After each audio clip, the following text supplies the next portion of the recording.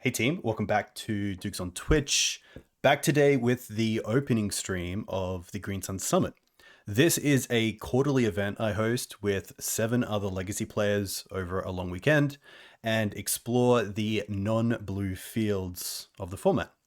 My first guest to open the summit doesn't need an introduction, but for those of you who don't know who they are, Vince, also known as Pleasant Kenobi, is a MTG content creator most notably found on YouTube and Twitch. Vince started playing Legacy in 2014 with Death and Taxes, and his Legacy content that I've consumed shows he's a big fan of fair creature decks, like D&T, and of course, Maverick. He's a co-host of the Dice to Removal podcast with the professor from the Tellurian Community College, and also has a secondary YouTube channel dedicated to his other love in Warhammer 40k.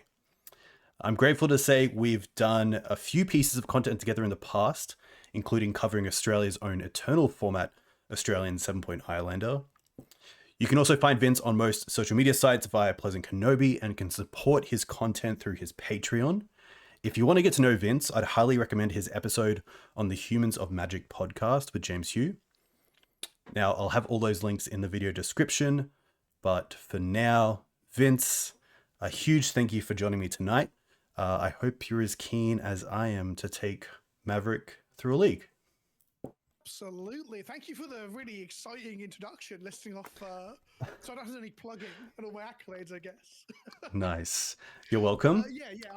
I'm a big fan of fair, good, clean magic and creatures. I've recently been ranting and raving about how modern is trash right now because the omnipresence of a Fury deck. So we can't play decks like this. Where in Legacy, obviously, there is also a lot of decks that aren't playing Fury because we have a much wider metagame in Legacy, which makes it much more fun. So yes, I'm an old D&T player. That's where I cut my teeth in both Modern and Legacy. And then I fell in love with the idea of wastelanding and porting. Of course, we're not porting today, as far as I understand it. Right? I assume we're not playing port in your Maverick deck, but we are wastelanding, hopefully, as well as playing other disruptive pieces. So that is how I like to play Magic. Very nice. Yeah, it is a hard sell these days, especially with a lot of powerful blue cards. Obviously, Brainstorm and Force are a great reason to play those sort of mid-range decks, and then Legacy does have those very quick combo decks as well. So to try to get people across the line with cards like Mother of Runes or Noble Hierarch can be tough, but I would say Maverick has a really good, strong community behind it, which is great. You can see that via the Maverick Discord, and D&T as well, which is really nice because it is really refreshing and just a bit of a challenge every game to win without kind of a combo or non-blue deck in Legacy. So I think it's a really rewarding deck to play. Absolutely. I've also been I've been talking to people about how there's kind of a rock paper scissors in Legacy. It's much more diverse than this is going to make it sound, but there is an element of the glass cannon or like spell-based combo decks. Although D&T has good matchups into some spell-based combo, those decks are often kept in check by those blue decks that are the central pillar of the format. We can't lie that Brainstorm and Forceful aren't the core of the format. But then a lot of the blue decks, the fairer blue decks especially, do struggle into the kind of disruptive elements and the protective elements that like we play in these kind of decks. I had a game against Shadow the other night where my opponent went out of their way to kill, like, I drew 4 Mother of Runes in a row. And they were like, they thought seized one, they killed another one. They jumped through all these little hoops to kill these Mother of Runes because they knew once one had resolved and untapped with it, that their game became a much bigger uphill struggle, which is so funny because Mum looks so unassuming compared to the nonsense you can do in Legacy. So I've been explaining that kind of rock, paper, scissors. That the fair decks do have this part of the ecosystem where they all feed on each other. Of course, there are other parts of the metagame too, of course.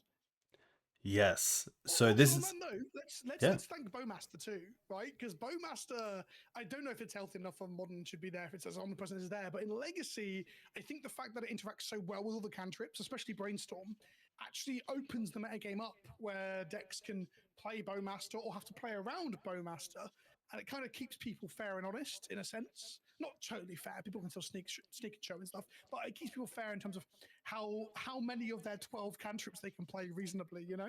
I think that's a good thing. Yeah, I'm a huge fan of Bowmaster. Obviously, I'm a fan of X1 creatures as well, and drawing cards with things like libraries. So I still feel the effects of both sides, but I think it's a great card. release week, I paid 8 life to dig through with a Sylvan Library with their Bowmaster in play in the hope to find a removal spell. Nice. And I was like sat there tanking before I did it. I was like, I'm going to give it a go. I did it. And I was like, no, that wasn't worth it. I'm never, ever, ever doing that again. It's since when you first bolt a Goif, you're like, oh, I've learned now. And me like drawing off that Sylvan Library, drawing like a land and a mum and being like, well, okay, I'm dead. So yeah, Library's like the only one in this deck, right, that interacts with it. I guess Jailer to an extent as well, because people have been saying to me, doesn't Bowmaster absolutely hose D&T? And I'm like, well, not really. It's just a raise the alarm that trades with one of our X1s, and then D&T is like never drawing another card because like we don't play Jailer anymore. A lot of the lists have cut sort of Fire and Ice, so people think this Bowmaster is as impressive for X1s as something like main deck Furies, for example, but it's just not, because it often trades 1 for 1, although it creates 2 cards. So I guess it trades 2 for 1 if you count a 1/1 body as a card. I don't know. Yes. The only other ways that we draw cards in this build are with the Canopy lands, Horizon Canopy and Nurturing Peatland. Oh, sure. And with Rallier and with oh, we're not playing Ramanap today. Oof.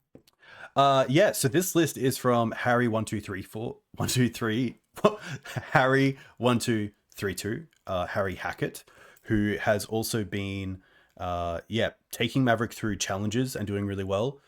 This list in the spot of Ramanap is playing Renegade Rallier as kind of another way to get back lands, but also anything else like a Mum or a Orcish Bowmaster. So it will be really interesting if there are points where we have, the option to go for Ramanap. Obviously don't have it, but, where Ramanap would have been better than Rallier, or where Rallier would have been better than Ramanap. I assume Rallier is better the vast majority of the time because of the fact that it's able to get back a diverse number of permanents as opposed to Ramanap, where I find Ramanap is a bit of a trap. I often tried to play it in my fair green white decks, and sometimes, or often what I'll find is that going for it with Green Suns just doesn't end up being a thing that I ever want to do because it's just too slow or too clunky. Yeah, that is a great point, because I think Ramanap is just, it nearly became one of those sacred cows that people were scared, including myself, to cut. But then people did do it and found pretty good results. So God, it is a sacred cow in the sense that it's a pet card for me. Like it starts in every EDH list. It starts in every green white legacy list. I still want to play it in modern, but it's not the situation you can now. Yeah, that card is one of my favorite cards of all time. I love Crucible. Putting Crucible on a tutorable body. Oof. Anyway, that's not the topic for today.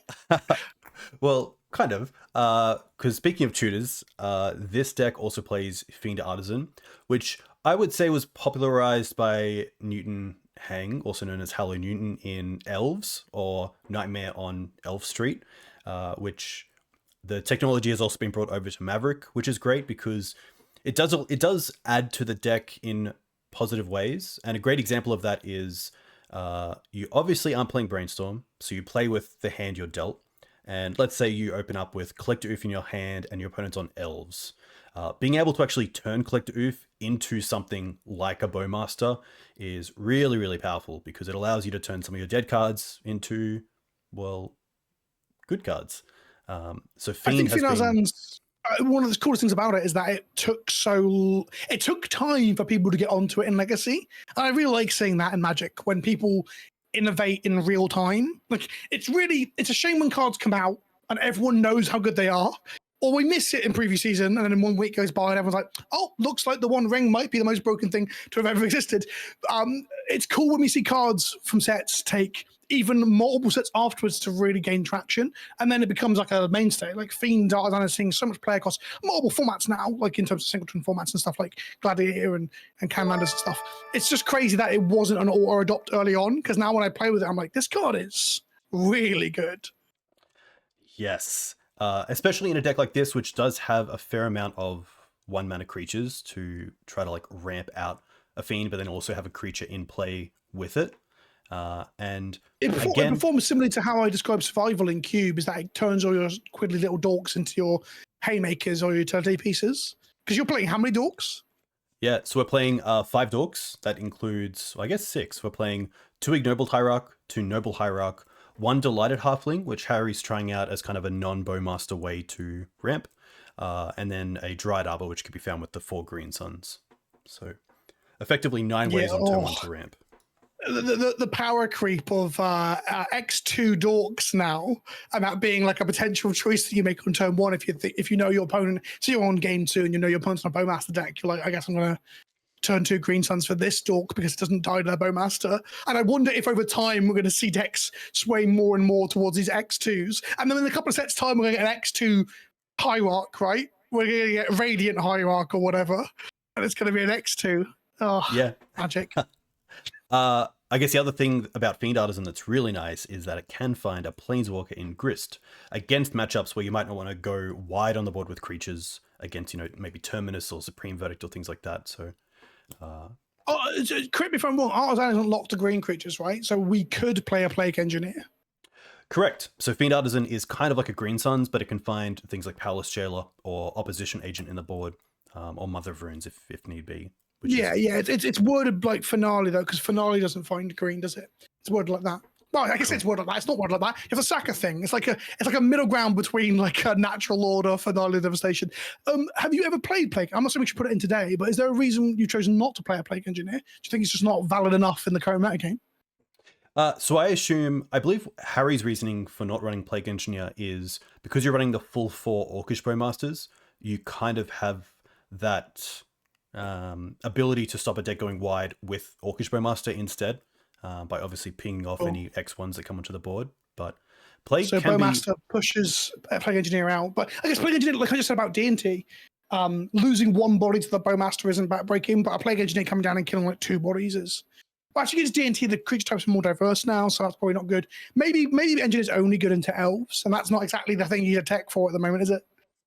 Yeah, exactly. Like maybe empty the Warrens. Sometimes even just naming Orc, into so it kills your Storm. opponents. And it kills Orc. That's way big brain. That's better than I thought. Yeah, Engineer hitting Orc is amazing. Yes. Huh, okay. Well, something to consider in our back pocket for later when someone playing Engineers us on Orc. Yeah, exactly. But otherwise, the deck's pretty consistent to what like the normal shell is. Harry's just been trying out a few different things here and there, which is great to see, because I think one of the greatest things about Maverick is that no 2 lists are typically the same. A lot of people try to innovate for the metagame they play or their local metagame, so that's always really cool. Yeah, there feels like there's a lot more flex slots in the green-white creature decks in Legacy than there are, let's say, in Delver. Delver will have like 2 spaces that they move between 2 different varied removal spells, and then Maverick's like, oh, I'm playing this random commander card that costs 3 mana. You're like, yes. Oh, sweet. Yes. Someone in chat did ask, have you considered playing an Atraxa? Here's a question. Can this deck hard cast Atraxa because of Delighted Halfling? It can, right? I believe so, because Noble creates blue as well. Ignoble creates black. Yeah. So hard casting a Atraxa is actually quite easy in this deck. You could, it's a thought. I'm not, again, we shouldn't do it today, but I'm just saying that's the cut. Yeah, that'd be pretty funny. Yeah. It would be hard to say what do you cut for that slot, especially without the Natural Order package and other things. It can be a little bit hard to draw it and not have a way to put it into the bin or get it back into your deck. But to be fair, it is more mana that I'm thinking. I'm thinking new Atraxa's card, and I'm thinking old Atraxa's mana cost of just 4 or whatever, which it is not 4. It's like 7, isn't it? It's like 8 or 7. Yes, I think it's 7. Yeah, because it's similar to Grizzle. No, it's 1 less than Grizzle, right? Yes, Grizzle's 8, 5 and 3. Yeah, Grizzle's 7 across the entire card and 8 for its mana cost. That's the... Yes, there we go. The funny thing about it. Speaking of, the one card that I do like in the sideboard is Reanimate, which is pretty funny, especially in the non-Swords to Plowshares matchups where you might want to get back like a Bolted Bowmaster or even one of their creatures if you're lucky enough. Reanimate's kind of shenanigans, I would say, but does have its moments where... I think it's getting better and better across the entire format as time goes on, right? As creatures get cheaper and cheaper and more efficient. Like Bowmaster is a very good example of this, where any deck is happy to pay 2 life and 1 black mana to make a Bowmaster. So I wonder if Reanimate will just see more and more play across all black decks in the format as creatures get tighter and tighter down into the lower slots. Yeah, especially for 1 black. And as creatures get better with lower CMC, it's less life to bring them back, so... I could definitely see exactly. And also there's a lot in the current meta game as well. If you are ahead and you have Reanimate in hand and they cycle like Troll of Khazad-dûm or whatever it's called, and you just go, all right, I'll pay 6 life for this this menacing or triple menacing. I can't remember exact wording. This like Yeah. gross creature that looks like it should be bad in Legacy, but if you're head on board and you play it, well, Yeah, it's crazy. It can't be blocked by less than 3 creatures. that's it. So it's triple menace, right? It's menace but for 3 creatures. Yeah, which sucks It because is by the kind of time you have silly. 3 creatures down, you're probably still chump blocking with all 3. Yes, yeah. Yeah. What we need is 2 Goyfs in play that can block it and one of them survives. Bring back Goyf. Yes, bring back Goyf. But one thing you'll notice with the board is that other than some creature targets like Opposition Agent, Gedoktig, and Endurance, I guess Endurance is kind of with this, but most sideboards these days for Maverick are either free spells like Force of Vigor, Thoughtseize, maybe Mindbreak Trap or Endurance, or 1-mana spells, because you really want to make sure against most of the fast combo decks that you are able to survive that turn 0, turn 1 to then get to turn 2.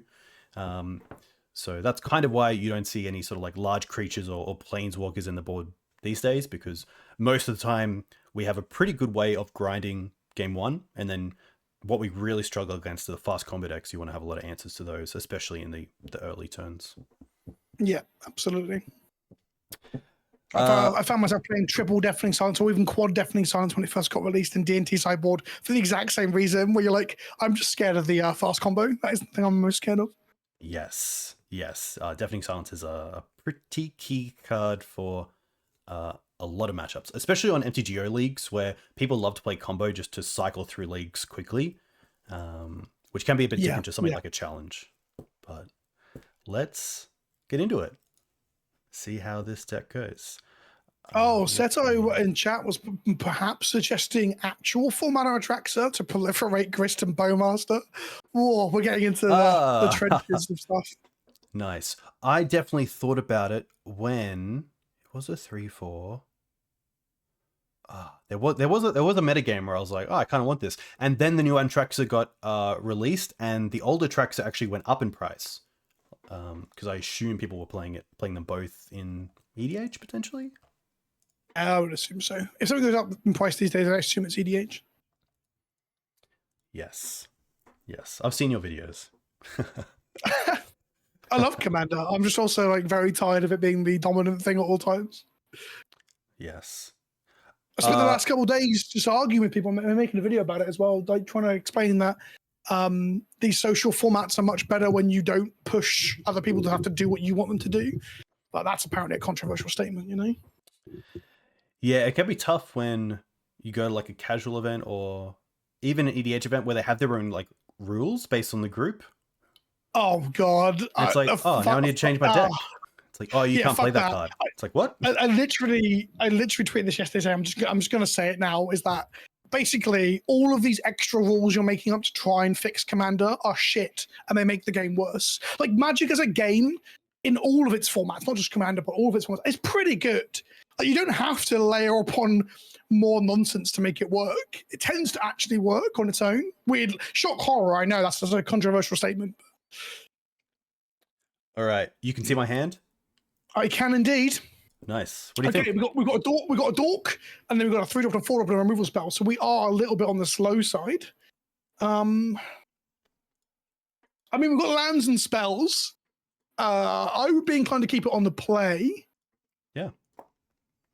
Nice. I like that we have double fetch as well, which means that we have a green source for Delighted Halfling, and then we have a land to get back with Renegade straight away. Yes. I guess that's some speed. I haven't played a lot with Renegade Rallier in Legacy, so I guess like ramping ourselves up that way is pretty good. I guess even to a combo deck, if we just slam Jailer on turn 3, we're probably laughing because we get a lot of cards out of it. Yeah, exactly. Probably in not a big rush to go for black yet, so I don't mind us going for Savannah into Delighted Halfling. I mean, I might have been inclined to go Forest to keep ourselves out from being wastelanded or whatever if the opponent's got a bad hand. Yeah, that's fair. Luckily, we... Although, actually, that said, no. Oh, no, we would. I forget the Halfling... Oh, I don't forget, but we can... Even if we've got Forest, we're fine. Seer the Synod, so we're into some sort of 8-cast, maybe one of the Echo decks. Correct. So, luckily, we have the Karakas for both Emery and Sai, which we can hold until they play it. Absolutely. I guess if we draw a Green Suns, we are getting Collector Ouphe ASAP, because that seems like the most efficient way to absolutely ruin their day. Correct. If anything, if they play an Emery next turn off of like some fast mana, jailering it away puts us so far ahead. Yeah, especially because if we go fetch land this turn, we have 3 mana, play the Renegade Rallier, we have 4 mana, and then the following turn we can play Palace Jailer, and if it doesn't resolve, And we still still have have Karakas. Karakas. Yeah, absolutely. Nice. Have you Well, does played this much? Rallier resolve? Have I played much? True. What, sorry? 8 cast yourself. I played loads of it, absolutely loads of it. It became like the deck I was playing for a while on stream. I had loads of fun with it. So I was playing it when Thought Monitor got revealed, and then after that, I moved to. Oh no, it was before that. Even before or after, I was playing a load of the Echo of Aeons deck with Khan and Narset. Yeah, just a really fun deck. I was thinking about picking up 3 more lines, because I only own 1 Lion's Eye Diamond in paper. I was really tempted to buy 3 more so I could build it in paper as another Legacy deck. Ahead of an event last year. I can't remember what event that was though. Nice. Yeah, it seems like a really cool deck to play. I know that Zach from Eternal Dirtles is a big fan of it. Yeah, I think it's a really sweet deck. Always been a big fan. I liked it when I was playing like Urza and stuff as well. I don't know if they're still playing stuff like that at the moment.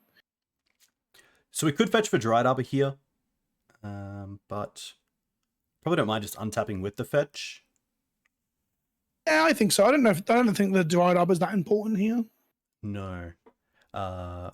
We do get to look here potentially for either Wasteland or Collector Ouphe. I think that's pretty decent. Both of those cards are real strong here. Okay. We find neither. We do find a Fiend Artisan, which is pretty good for tutoring, but it's a bit slow for getting there. But they're not really doing anything either. Exactly. So if we can Fiend this turn, and then next turn maybe trade away the Delighted Halfling for a Collector Ouphe. Yeah, absolutely. Well, it's better than the other 4 options, to be honest. All of those are kind of... Well, Endurance is okay if they are on the Echo decks, but exactly when you can interact with it, I'm not sure, and it probably won't work. Yes. I'm still going to hold the Karakas, but this way we can still hold up the swords if needed. Yeah, absolutely. And you want them not to play around with the Karakas. Yes. If we don't found Wasteland there, would you hit the blue source or would you hit the Saga? I would probably go up to the Saga, just in case they untap and have something like Land Petal or Ancient Tomb. Sure. Especially knowing as well, we have Collector Ouphe as a way to pseudo Wasteland them off the seat. Yeah, they're playing Bowmaster? Okay. Who isn't playing Bowmaster right now? So this only kills the Fiend Artisan. Correct. Yeah, okay. There's not a lot we can do about that. We didn't play around the Bowmaster, Dukes, for the first time this stream. That is... We did not. The question here is if we do want to use the Palace Jailer next turn, we probably just want to use our mana and swords one of the tokens here. Unless we... I guess we're not really in a position where we're like having to... If we play our plus Palace Jailer, it leaves with no assets to get rid of an Emery or a Sire or an Urza or whatever other nonsense they're playing.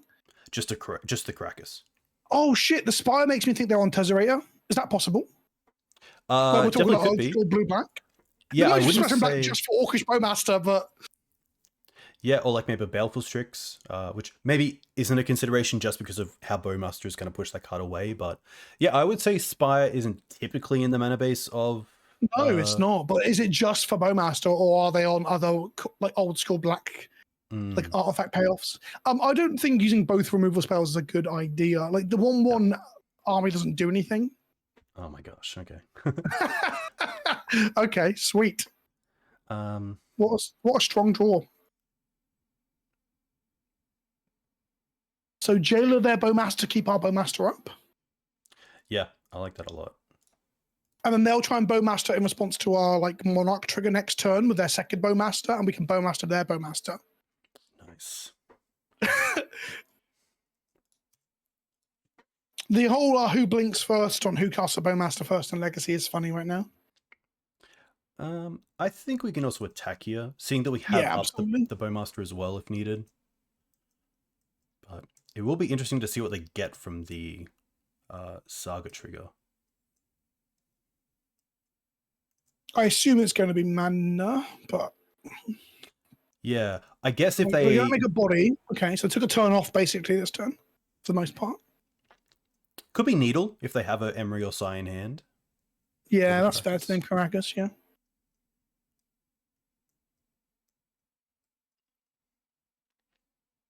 Oof. What the hell is that? This is just Shadow Spear. It's Okay. Shadow Spear, but with like a Lord of the Rings skin. You know, waste on our Karakas. That is very fair. So they're going to try and beat us down with golems. Okay. Float the white and see if they pass priority first, right? You don't want to cast it into this. Yeah, I think they might go. We probably just want to play the Bowmaster. I think so too, but that.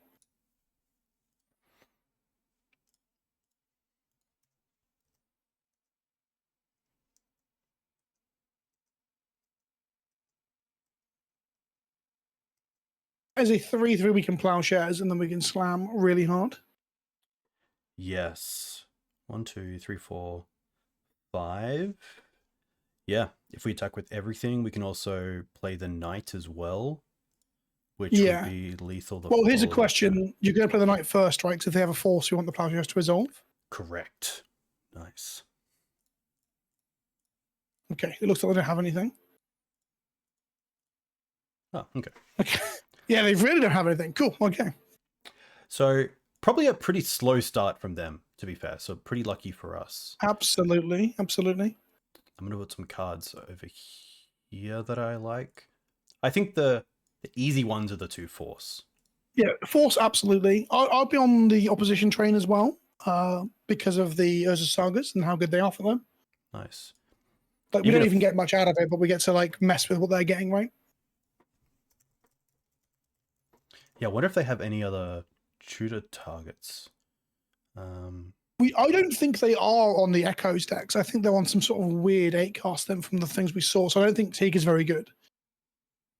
Yes. Is Veil good? How do you feel about Veil against like both their potential counter magic and of course their Bowmasters too, right? Is that good? I wonder if they're on Chalice, and if so, they're probably Chalice for 1. Oh, okay, yeah, that's fair. But if we have answers for Chalice in Force of Vigor and the Outland Liberator, then I definitely don't mind it. If they weren't a Chalice deck, would you bring Veil in against the blue-black deck that you've seen Bowmaster in? Potentially. I haven't played the Maverick into this Mat game yet, so I don't know about Veil. Yeah, it does. Like, if they have some sort of hand disruption, I'm going to say no. But counter magic, yes. Obviously, Bowmasters. I don't mind bringing it in and seeing how it goes. Oh, I wasn't arguing definitely for. I think the Chalice consideration is a real one. Mum's always interesting in this sort of matchup because obviously Orcish is black, but otherwise it's probably a pretty colorless situation. Absolutely. It's also bad into their Chalice if they are on Chalice. It's bad to Bowmaster and Chalice in this situation. Well, it's okay into Bowmaster. So I wouldn't mind probably just taking out the 3 mums and the Scryb, which obviously works well with the mum for these 4. Scryb Ranger. You've just removed half the technical play from the deck. Yes. Yeah, they're also playing Wasteland, and Wasteland isn't typically played in 8-cast, so I think we're definitely looking at some other type of deck. And to be fair, I want to see them cast a Tezzerator. Yeah, me too. Have you seen their name? _Tess. Oh shit! They've been playing Tezzerator for like 15 years. Yes. So this is even new tech. This is pretty sweet. The Force of Vigor plus a green card and a Dork on turn 1 is pretty good. We are on the draw as well, and we have Fiend Artisan to try and find Collector Ouphe. Yeah. We might get mana strangled a little bit though, because I can see them killing the Noble Hierarch, and then we'll be on Catacombs plus a Wasteland. But we play 23 lands and 5 more Dorks. I'm pretty sure we'll be okay. Yeah, I think of the draw is a great hand because even if it's a land on top, we would be more than happy to see that. Oh, I think we want to see a land, honestly. Yeah. What is Currency Converter? So Currency Converter is whenever you discard a card, you may exile that card from your graveyard, and then tap, put a card exiled with Currency Converter into your graveyard. If it's a land card, create a treasure token. If it's a non-land, create a 2/2 Black Rogue creature token. And for 2 mana, you can draw a card, discard a card. Okay, yes, I do. I have seen this card.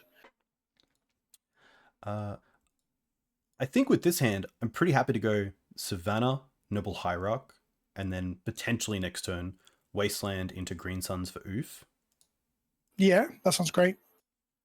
The Savannah gives us a second white source with the Noble in case we get taken off one of them. We still have white for swords and knight, which is nice.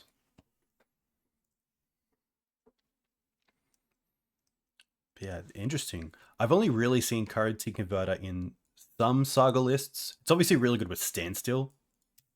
They are playing Strix. Huh. This is a Tezzerator deck, which is really funny. Force of Vigor on the Strix and the Currency Converter is just not enough value, right? Yeah, it's tough because the Strix has replaced itself and the Converter isn't doing too much. We do have Wasteland for Saga, but at the same time, the Wasteland for us right now. I was gonna discuss it with you if they played Saga. Like, is hitting Currency Converter and Saga good enough? But hitting the Strix just isn't. So yeah, I think we don't do anything with that. But Strix is a reasonable card to us because it makes us have to like waste a card. Yeah. Now that we've drawn, what land would you play here? So we can go get Ouphe, but Ouphe doesn't do anything to their mana right now. Like, they could go Soul Land into Tez next turn, and that doesn't look good for us. So I don't know if Ouphe is really a priority right now. What else can we do? We can play Fiend Artisan and blow up their Spire, which could strangle them on colors too. So I'm probably on take them off the multicolored land, play a Fiend Artisan, and that requires them to have. But then if they have Bowmaster, we lose the Fiend Artisan. But is that bad?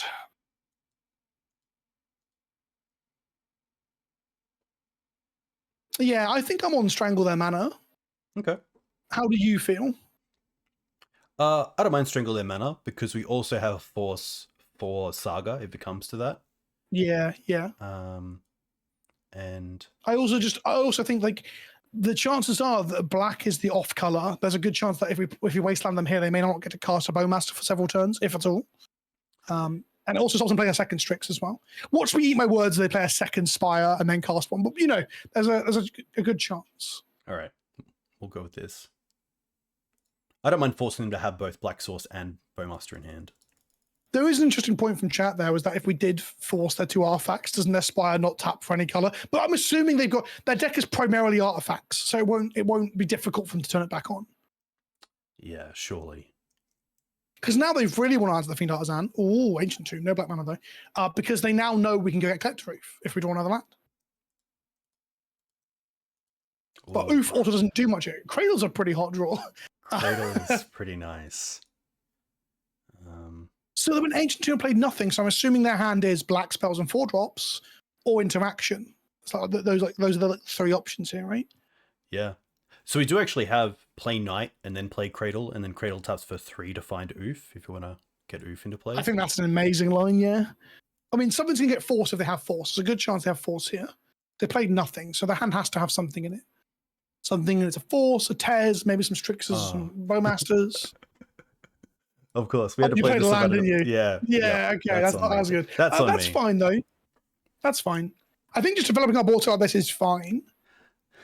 If they play 2 bits of fast mana next turn, you'll feel punished. But if they don't, we're good. Yeah. Okay, they are just looking to use Currency Converter. Interesting. They just got Ancient Den, so they're in Esper colors. What on earth is the white for? Huh. Oh shit, are they Bomberman? Are they like Esper Bomberman? But I mean, there's only so many slots in a 60-card deck, so... Okay, so they found the Black Source. They play a Bowmaster. They're going to kill our Artisan, right? They're not going to kill the Dork. They're going to kill our Artisan, hoping we don't have a Green Suns in hand, but we do. Although Collector Ouphe still doesn't do a lot on this board. No. Strix is fine. Oh, we do have Ramanap in the deck if we do want to get back. We don't have Ramanap, we have Rallier. Sorry, Rallier, if we do want to get Yeah, because we had a huge conversation about that. Okay, so we do need a Black Source for that Bowmaster at some point. So I think what we could... Questing Beast also just beat the shit out of them. Yes, Questing Beast is pretty good. So we have because access they're never currently. blocking under the code. Well, actually, even the rogues they make don't block it. No. So my line is, we have 3 mana. We sacrifice a Savannah, floating a green for a fetch land into, say, Scrubland for black. And then we use the green and the black to play the Bowmaster, which then takes out their Bowmaster. And then we have Cradle, Noble, and other Savannah open, which is 4, 5, 6 mana, which is green suns for Beast if we want that. Could also just hold up a white source as well to hold up Swords to Plowshares the whole time. Yeah, we can. Well, we can not tap Savannah, right? We can just go Cradle, get a Questing Beast, hit them for 5, take them to 11, 3-turn clock. Yes. Actually, I think we represent lethal next turn off of the Knight, don't we? If we wasteland them. Oh, no, we don't wasteland them. We've already used wasteland. Yeah, the other line is we could green suns for Rallier to get back in wasteland instead of. I think killing their Bowmaster and hitting them for 5 and forcing them to do something. Because Beast is also good to have on board if they do play a Tez. Yes. If they're Bomberman, are we doing it wrong here? If they're going to untap and start like looping something. So they're going to convert here to try and draw a count spell. Oh no, they're okay. Mystical. That's just for not playing Cradle pre thing. Yeah. Was that a misplay from us? There's no downside of playing Cradle here, is there? The only thing that I wanted to do was not play it so they might not force the Orcish, but I think they would force the Orcish either way. So I think that was a misplay. I was just not thinking about Metallic Rebuke, so I apologize. But we probably should have been, considering the collection of artifact payoff crap they are playing. Like, if you're going to play Tez and shit, you might as well play a Metallic Rebuke. I mean, Beast is a very fast clock. Yes. Do any of the Tez's gain them life, other than the 6 mana one, which they're probably not playing? Oh shit, we're a mana short of Beast now, aren't we? Yep. So I don't mind. So we're Rallier wastelanding? Yeah. Probably hitting the Tomb, just because it's 2 mana. But I could see us going after the Spy as well. Or just another Knight, to be fair. Does a Knight represent lethal if we draw a fetch and we plow their bird? No, because they'll have blockers. They'll have blockers. But we would have Force of Vigor open. Oh, so Vigor would kill the bird plus something else. They're not attacking here, so they definitely have blockers. So that doesn't kill them next turn. Rallier for Wasteland is pretty disruptive. Yes. How many lands? They were discarding lands earlier. So are they flooded, or was that Ancient Den just because they didn't have any white cards? I like the. How big is our Fiend Artisan if we make one? Is it a 3/3? It'll be a 3/3. So if we get a Fiend Artisan here, it doesn't die to Bowmasters. That's an upside as well. Correct. Yeah. I think all of these are valid. It's hard to say exactly where to be. Taking them off 2 mana is pretty good. Yeah, I don't mind Rallier, especially as an X2 as well. Oh, we can also get back the Orcish. Oh, shit. Yeah, okay. So much better than Ramanap. Okay, there we go. When we have access to Bowmaster, this is way better than Ramanap. Nice. Very cool. That's good. That's real good. Holy shit. Imagine if Bowmaster resolved, then we got back the Fiend Artisan as well. That would have been so good. Yeah, now the Cradle allows us to play the Force of Vigor around another Metallic Rebuke, which is cool. Yeah, just in case we get got again. Chat has just pointed out that they might be playing the Transformers Medic. Apparently that's Esper colours. I have no idea what Transformers Medic does. The ambulance. I've got a bunch of them. What do they do? There's Tez. Oh, it is. Yes, I called it earlier off of just a Spire Bluff or whatever the fuck it's called. I was like, they are on Tez.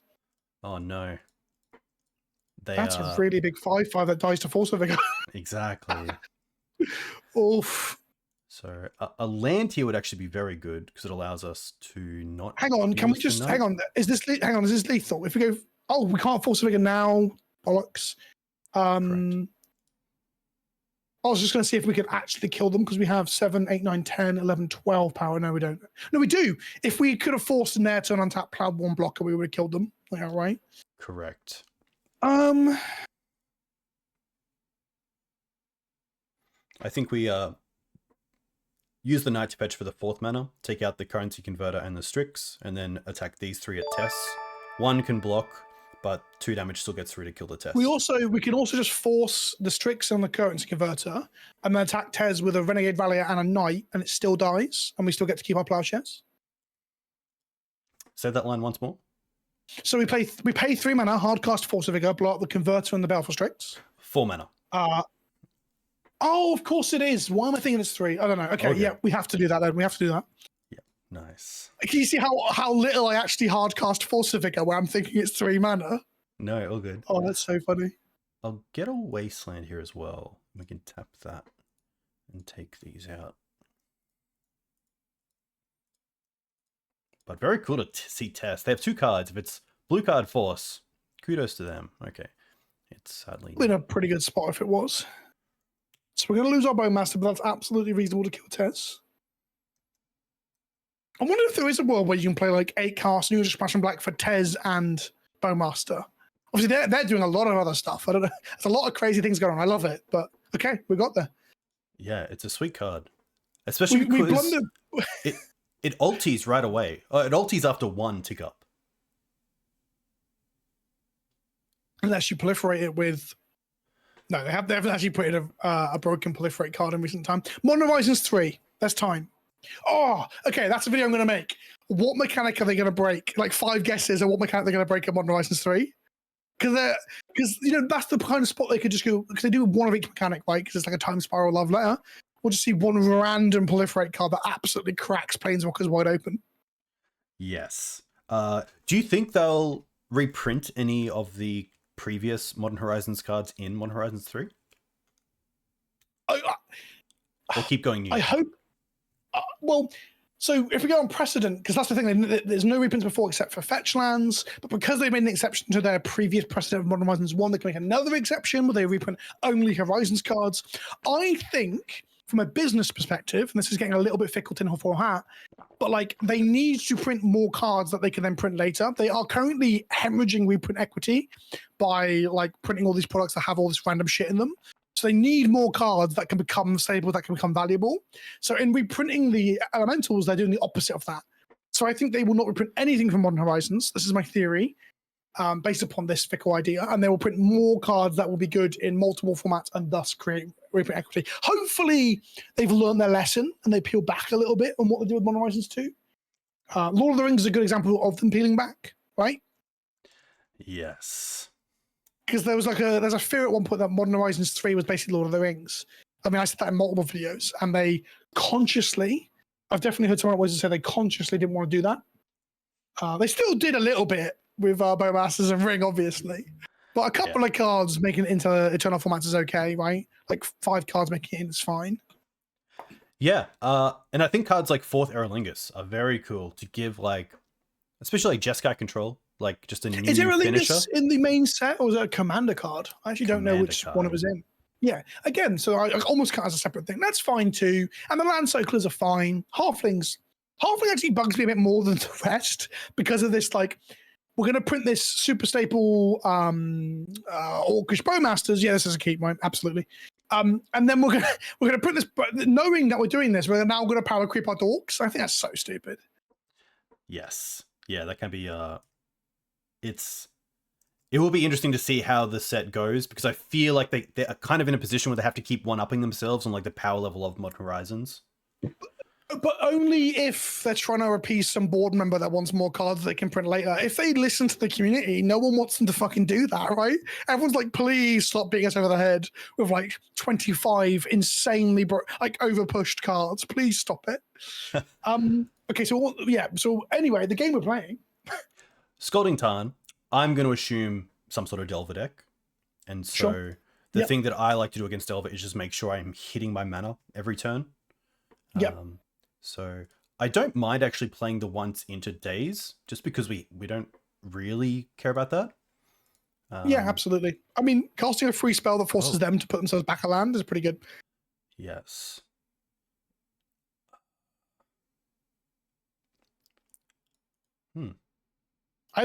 It's Wasteland, right?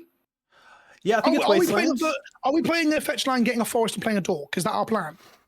That probably is the plan, but that does stop turn 2 either Swords or Mum plus Wasteland because we got the forest. We could also just go all duels and play into Wasteland. I mean, yeah, I don't hate that either. It forces them to use one of their lands, then we hit them back. So we play a land and just leave it up and pass? I would probably like to play the Ignobled, because if they Okay. don't have removal, then it's a huge win, because we get to potentially even triple spell next turn. I absolutely love playing Mana Dorks. I should play more Maverick. Yeah, it's like I guess Mana Acceleration is kind of the unfair thing that Maverick has, which is it's getting less unfair, but it's getting more fair compared to the other unfair things you can do.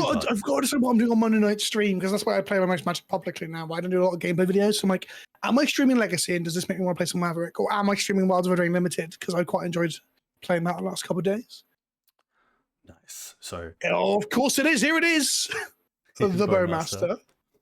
Which isn't too bad, because I think here we probably just want to play Mum and play Green Suns for Dryad Arbor, just to keep mana flowing. Okay. You'd rather do that than Wasteland them? I think so. I think just because... Because you can also Green Suns for Dryad Arbor and Wasteland them, and you're still hitting your land drop and still putting them back? You could. But I mean, putting them back isn't that scary when all their threats are 1 and 2 mana. Yeah. Like they obviously didn't use a Bolt because they had the Orcish. It's really hard right now to try to find a situation where the Mum's going to untap because of Orcish, because of Lightning Bolt. Again, so the question is, do you want to get an Arbor or a Mum bolted? Basically, right, that's the question. And how valuable is Mum in 4 turns time when we've like depleted them of resources for it to untap with, compared to making land drops? Like that's the questions, I guess.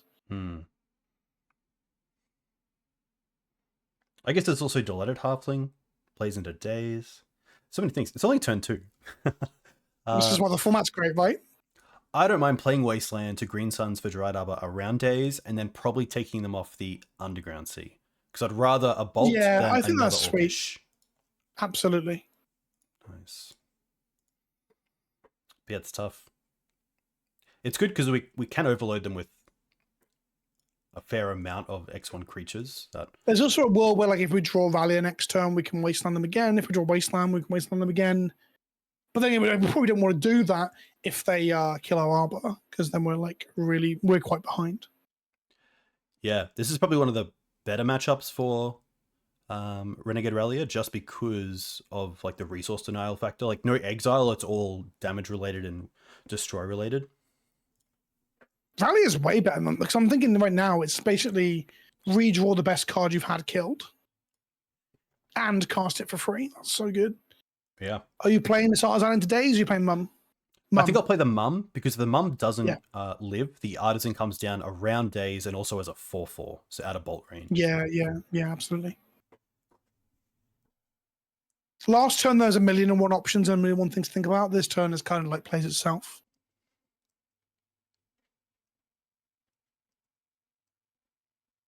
I don't know if you saw recently, I got a lot of shit from Yu-Gi-Oh players and stuff because someone was tweeting that the land system on Magic is the worst thing about Magic and it's been fixed by so many other games. What? And I was like, not a particularly hot take, because I think I'm actually in the minority here, but I was like, other games wish they had the complexity that lands bring to Magic and all the facets of it, from like deck building, hand keeps, to what we're doing now with like the interaction between lands, like Days, Days, Wasteland, Dryad Arbor, all these interactions that exist because the mana system exists via lands.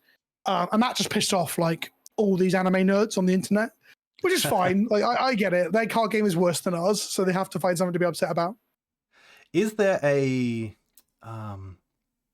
is it Hearthstone where each turn you get mana? Like you automatically get mana? That's a really common way of inverted commas fixing the land system. Hearthstone does it, Runeterra does it, Battle Spirit Saga does it. Like there's so many games, physical and paper, that do that. I just don't. I think that's cool and everything for reducing non-games, But I think non-games is a small downside to like what we're having right now, which is like we're playing 3 games of Magic, one of which involves our resources and Gnar and stuff. Like, it's hard because I want people to play more Legacy so they can learn that this is actually a really cool part of Magic, that like resource Gnar and interaction of resources is really fun. Anyway, let's focus on this game and not clock out while I talk about lands. No, all good. I didn't swords there because it's our only answer to Murktide, and I don't want to throw it into a daze. But what I should have done is probably swords before they drew a card off the bauble, because it's just one extra card they could have for a 4-sword blue card. Yeah, I was distracting you by talking about how great lands are. No, it's all good. It's all good. At least if they do force here, they probably pitch a daze, and therefore we can get the Fiend Artisan into play. Or okay, they pitch a Spell Pierce. That is fine. Fiend also turns into Jailer down the road. Absolutely. Nice. We just have to make sure they're not wider than us, which Grist helps with. Yes. I really... Oh, you motherfucker. They got it all. They got it all. The hand was Spell Pierce, Daze, Force of Will. Brutal. I do like the use of a mass for the Bowmasters, like mechanical identity. Like, that was a really good thing to go back to. Like, a lot of things in general having that. But yeah, I thought a mass was good the first time round, but I think it's even better in this. Like the building of the Urukai forces, both thematically and mechanically.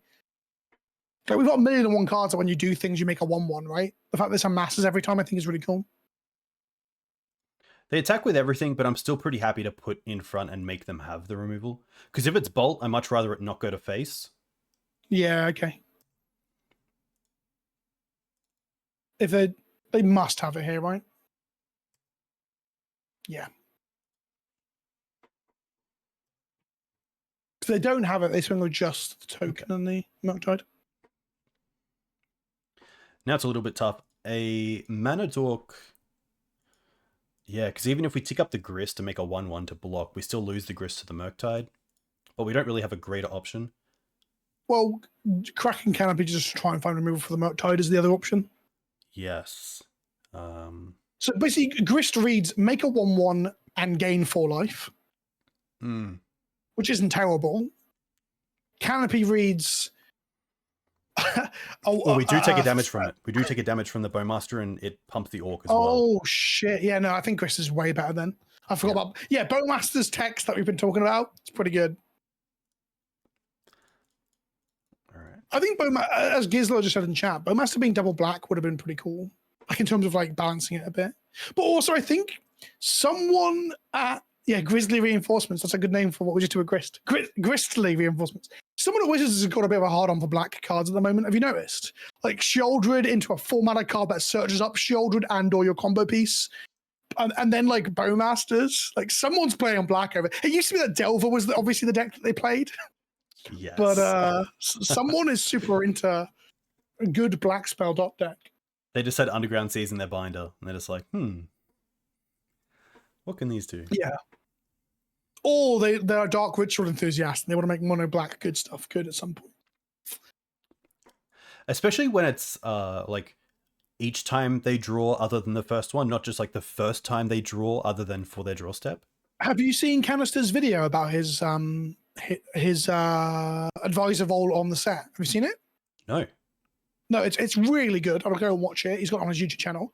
And he shows what he vaguely remembers Bowmaster being, and it was just basically trash. Like, it was not good. And they got told it wasn't good or that it wasn't playable. I think that's, again, I might misremember the video. Go watch the video. He talks about loads of stuff. Some of the cards he can't remember what he saw or that he missed. I think one ring, I think he said he missed a bit.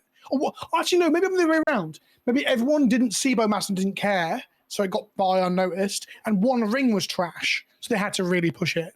It's one of the two. Good video, though. Good video. Interesting. Okay.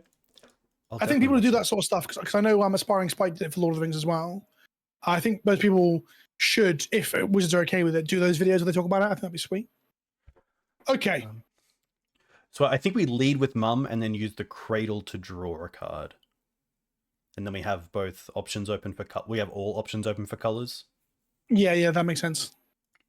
But it's tough, because I think the best draw we could have is potentially Endurance, but we don't have the mana for it this turn. Well, we're dead in the air if we don't have something. We're dead in the air, right? What one drops? well, we were one off Scryb Ranger, which would be kind of cool, but yeah, sadly that is going to be it. Oof, that would have been good. That's all good.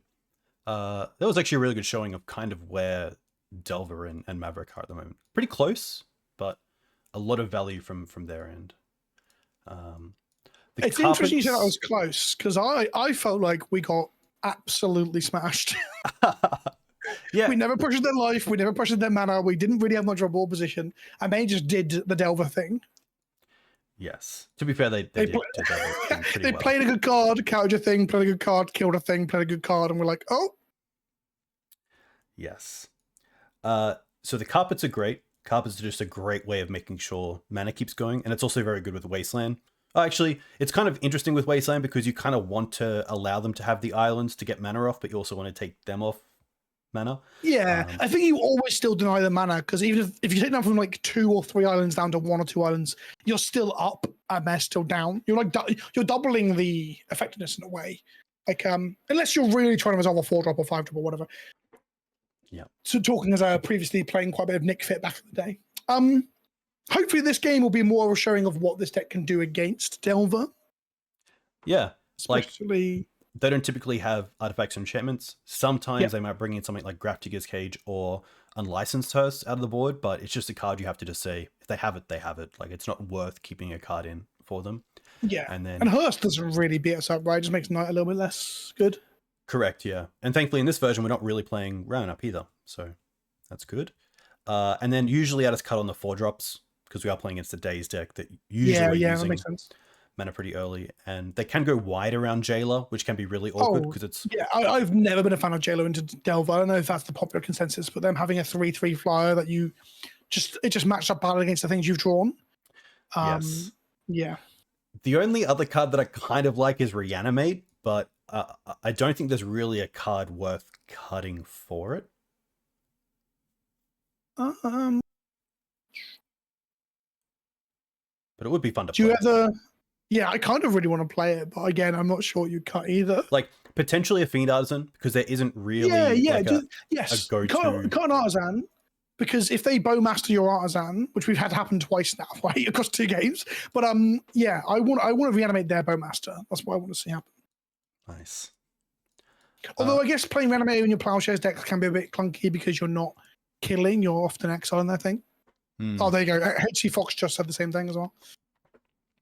Pretty happy to keep this. The Cradle's a little bit awkward because Delver typically tries to keep our creatures off the board, but we have a good 1-2 punch in Knight. Yeah, absolutely. Noble into Knight. If we lead on the fetch and find another fetch, we can play the Knight as a 4/4. If we don't and we make them bolt it, we also have Reanimate to get it back. Yes, cool. Absolutely. Yeah, so the dream of getting their Bowmaster is low, but Reanimate being a pay life and we play our best card that we've had counted is pretty high. Yeah, I like fetch into Savannah into Noble, because then if we get a fetch off the top, we can just play the Knight as a 4/4. Okay, yeah. Really forces them to deal with on the stack, because once it's in I'm such a coward. I'm always fetching my basic land into like Delver matchups. But I guess we are playing Maverick where the fetch land's actually having more of a benefit of being in the bin. Yeah, and the tough part about the forest is that then we really rely on the Noble to stick around to cast the swords in. Yeah, absolutely. And also it means that like our Knight doesn't die to bolt. But I would say... Although it might still put on Holy Heat, so... Yes. I would also say that the stock of forest also goes up because of carpet flowers. And a little thing with carpet that some players might not know is if you cast it in your main phase 1, you can then use it for mana in main phase 2, which is pretty great. Why does forest make the carpet better? I mean, like, forest allows you to cast carpet, which then gives you access to all your other cards. So if you did just go for forest, then it also opens up the line of just going for carpet into swords. I like Ignobled into Cradle into Knight. Oh, they're 6ing. Oh, Vince, they gave it away. Haha. the free information. So we now hope they don't have a bolt. It's not the worst thing if they do. Yeah, exactly, because we do have the Reanimate, which is nice. Yeah, but it does mean that their 1 mana red spell says target player discards a card and loses 3 life, which is actually a very strong red card. Yes, I guess it trades the reanimate with the bolt, which it deals 3 anyway. Well, actually, no. So what the bolt actually says is target player discards 2 cards. No, not well, kinda. It's interesting. Yes. Okay, that's not Are too we bad. wastelanding on this turn? Oh, I think we are. 'Cause we just are got another- definitely. We're double wastelanding them, right? Yeah. Oh, this is it. This is it. This is why you play this deck. I don't think we want to use the swords here, but I'm happy to get rid of the Savannah for a wasteland. And then we've got a Bayou line. Hopefully they untap, see we've only got 1 land, blow it up with their wasteland and lose the game. That'd be incredible. Do you offer them to trade their Orcish Bowmasters for a Noble? I don't think wild? so. I don't think so, just because the creature to them means nothing, but for us it is 2 mana because of Cradle, and it's also currently our only white source. We have Reanimate and Bayou in hand, so we have another white source. Okay, that's true. Well, they have a land. It's fine. We're going to wasteland them again. Am I right? Cool. I guess we could go a bit ham and go Bayou, reanimate our other dork, sack the. If we draw another land, it becomes a question. I think. I don't think you want to go down to just your Cradle, right? Oh yeah. So maybe if we did attack with the Noble, it becomes a 1/2. They double block to kill it, and then we get to kill the Orcish Bowmaster and then reanimate their Orcish Bowmaster. I think that was probably the best line. Yeah, I didn't even think of that. That is exactly what we wanted. Delver is fine. Yeah, absolutely.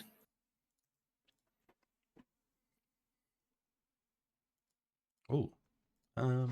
Oh, we definitely play Flowers, Wasteland them, right? Oh, hang on, no, but then Flowers doesn't do anything. If we wasteland. But that doesn't matter. It's in play, and if they play, I think we still do this, right? We take them off all the mana we can. Yeah. We have Flowers, so if they play more lands, we have more mana, so that if we run out of lands, we still have mana. The question is, how are we threatening them? Because that Delver flips, they're going to be beating us in the air, but we've got such a big night, it doesn't really matter. Exactly. I think it's worth wastelanding them here than attacking for 7. Absolutely. The question is, do we want to swords the Delver? We can do it in their turn as well after they reveal. So at the moment, what we're doing as well is we're keeping off Murktide. Like them never getting to double blue is quite important. Is there a world where we should have wastelanded with the Carpet of Flowers prior to cast the Carpet of Flowers in case they had days? No, they wouldn't have days because we have to get Cradle. That's stupid. No, all good. No need for this. We have turned off our reanimate unless they play an island, though. But also, I do think like the chance of them having like another island drop into another island drop is so quite low at this point because they've been hitting land drops more on turn 4, and this is Delver, right? Yes. And if they have to spend that time cantripping to find the second land to unlock the Murktide in hand, we're laughing. Or they miss a land drop and we're really laughing. I think we're still okay just to hold the swords. Yeah, absolutely. Especially because we do have a 2-turn clock. 9/9 is 18. So they have to keep a creature back next turn. Which would be the Dork. Okay, that's pretty good. That's a pretty good draw, yeah. That's Dryad Arbor, which is nice. Which I'm actually going to hold back because it doesn't change the clock. So I'm not going to fetch you to get the extra damage in. I'd rather hold it up to have like a surprise blocker, potentially. Yes, trade for the Orcish Bowmaster, reanimate it. Exactly. Well, somehow. We'd have to find another forest or another black source, but... We have the carpet. If they have a land. it'll all go right. So we are doing... This game too is good for showing us... So Ponder flip the... And set up which means they don't have a land. Exactly. Unless they held it. They didn't flip last turn, but that makes it seem that they have another creature in hand. Oh, you think they're holding it until they can use it to do something? Or they are going for it.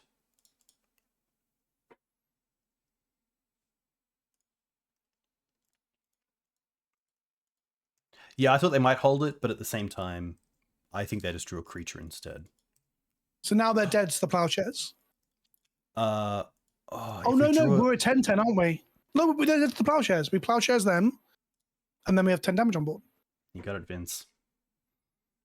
And even if they force, I guess they can force, but then, yeah, it's still pretty tough. And they still don't know for game 3 that we got Reanimate out of the board. Nice. Dead to Reanimate is cooler, chat, but we got to hide information, which is much cooler. Actually, no, sorry, that's not true. Dead to Reanimate is much cooler, but hiding information is much cooler if winning is the thing you want to do. Nice. I think we just send this back. Do you dislike Agent into Delver? Yeah, I don't think it does enough. Especially because we're playing Carpet, we kind of want them to find... Oh, okay, sure, yeah. Yeah, that's the only thing. And it's tough to cut like a 3-drop here, because like Grist is great for removal of Green Suns. Endurance is obviously fantastic, being a reach X4 with also interaction with the graveyard. Nightvine's Wasteland. Renegade Rallier helps with that like tempo factor of getting something back. But sure. I think if they had like another way to search, potentially. Ooh, okay. All the mana in the world, and we do have removal as well. So I don't mind this. What are your thoughts? I'm sorry, no, I was with you. That's what I don't know why. I just absolutely disassociated. I was like, yeah, that sounds good. No, all good. The Scryb Ranger can be really nice as well in the face of a Wasteland. Also get some surprise, flash in, untap a thing, double block, kill a thing, and then we get to reanimate it later. Oh, I'm still of ways to reanimate their stuff. So, Bob. So this is probably the section if I drew into... Okay, Endurance is really nice. I think here it's just going to be Savannah into Noble and hold the 2 black sources in Ignoble and Bayou. Yeah. Although, yeah, no, because we've got Bayou, it's fine.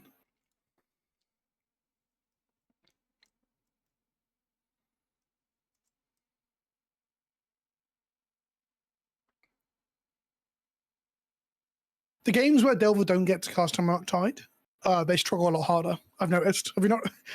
Delver and Delver-like threats aren't actually that good anymore, but you know your 2 mana 8/8s or whatever are.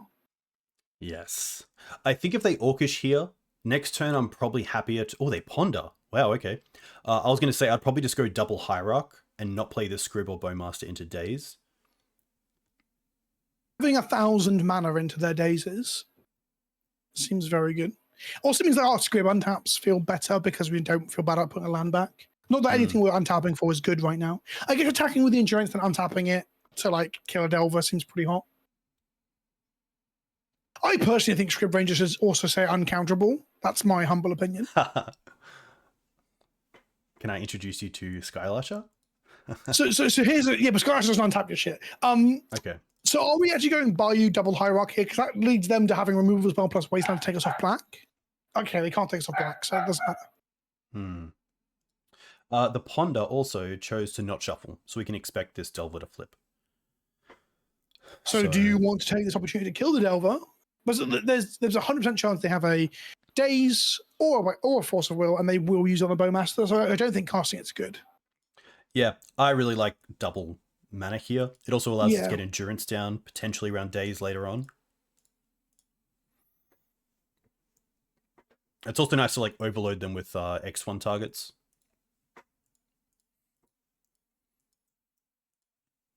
Well, it gets to a point where I assume they just stop caring about killing Hierarchs. When you've got 2 or 3 in play, they're like, wow. Yeah. They're going to brainstorm. Wow, okay. So maybe the Ponder was a card they wanted to keep, but no other instant or sorceries. Maybe the only instant was Bolt. No, yeah. No, but they also just might have Force of Will in hand they kept for our threat, and now they brainstorm to the top of the deck, flip it to Delver. Price of Progress. Okay, another great card with Scryb Ranger. Yeah. But it also puts them back. Funny. Yeah, but they're assuming they're going to be ahead on the race, right? Correct.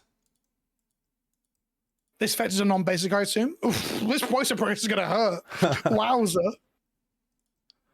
Interesting. I guess maybe Price of Progress is really good if we've wastelanded them offload the lands. Yes. Actually, no, it's not. I don't know. That doesn't seem so hot. I don't know. Is that in their board? Typically, yes. That is Yeah, that is interesting because I find a great way for Delver to win is to really upset our mana by both removing Hierarchs and going after our jewels. Oh, carpet. Okay, we're going to start with this. And then you are playing around 3, Metallic Rebuke 6. this time as well, right? Oh, they're going to force it. That's fine. So they pitch Delver to that. That's interesting. 1, 2. I think in this two spot, cards in hand, one of which is Poison Progress, right? yeah. So is the other card Days? Because we can double spell here. We can also Bowmaster on their turn, perhaps. We can do both these things on their turn. We can also Endurance around Days. We have like... I don't mind the upkeep Endurance. Just to keep them off a Murktide. That's... Yeah, absolutely. That makes sense.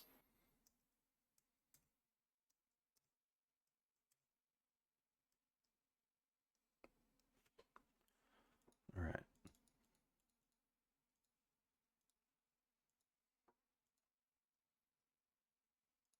Also the really only nice. One of, the green and the white ones, the pitch cycle, are the only ones I like. I think the blue one is trash, and the red and black ones are egregious. The white one is a little bit too neat, and then the Endurance just seems like a really good spot as to where it should be. Yes. Yeah, Endurance. I feel like Endurance and potentially Solitude are the two that stop you from losing the game. Like they're kind of the goodies, and the other ones are the baddies, where it's like, nah, we're gonna take out your 4/1/1s. Or I think if they're gonna do like this kind of dumb free spell shit, they should make the effect a bit more niche. I guess the blue one's a good example of that too.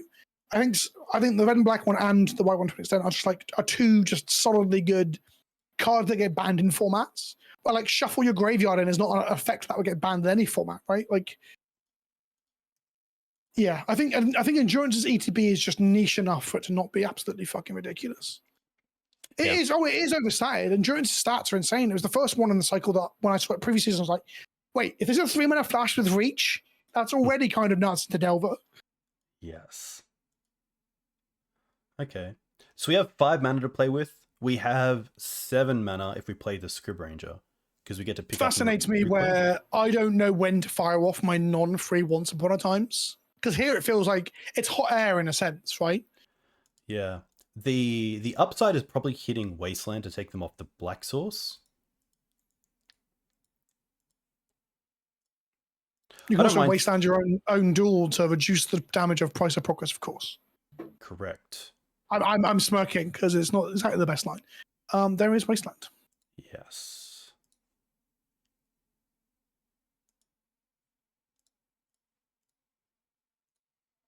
And then we attack with Endurance and we surprise Scryb them. Or we play the Bowmaster to get rid of the Delver in play. Yeah, okay, yeah. And it makes the cantrips really bad as well.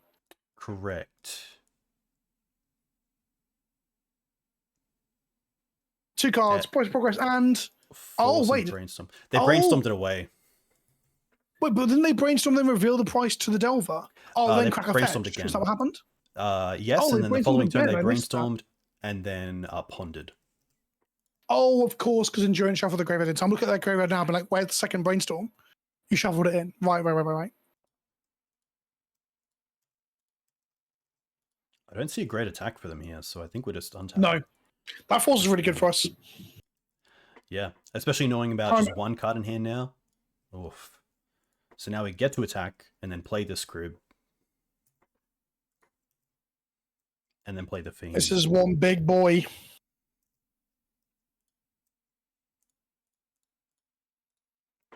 Play Scryb.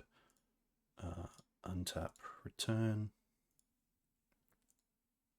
Honestly, knowing about like potentially a price down the line, we could just hold the Savannah, but I think I'd rather replay it. What does replaying it do for you? If they have something like a sweeper, like end the festivities, then it would be nice to have the extra land in play next turn. But you can play it next turn. I could, unless we draw a land like Cradle, but I think if we draw Cradle, we're probably doing well anyway. If they wrath us somehow and then we draw a Cradle, we ain't doing anything much with that Cradle either. That's very true. The only bad draw there, I guess, is if we somehow draw Questing Beast and another land, but that isn't possible in one draw step. I think we can cast our entire deck. Oh no, I guess Green Sun's for 3. No, but still, you need to draw 2 cards. Nice. I didn't even need to return a land there, which is really nice. Oh, hang on. Sorry. No. Playing Savannah did have an upside if you wanted to untap your endurance in their turn.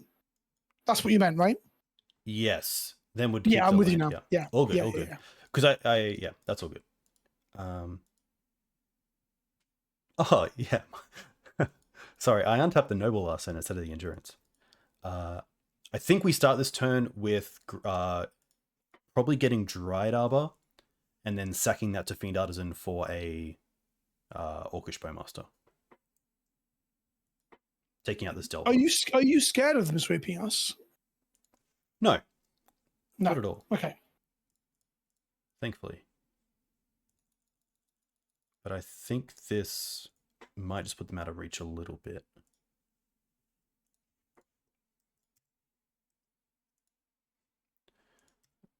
Yeah, really tough for them. Yeah, there we go. Sweet. Yeah, really nice. Especially against a deck that, you know, bolts, Orcish Bowmasters, tasers, forces, a lot of ways to interact with us, but look, Maverick can just Maverick sometimes.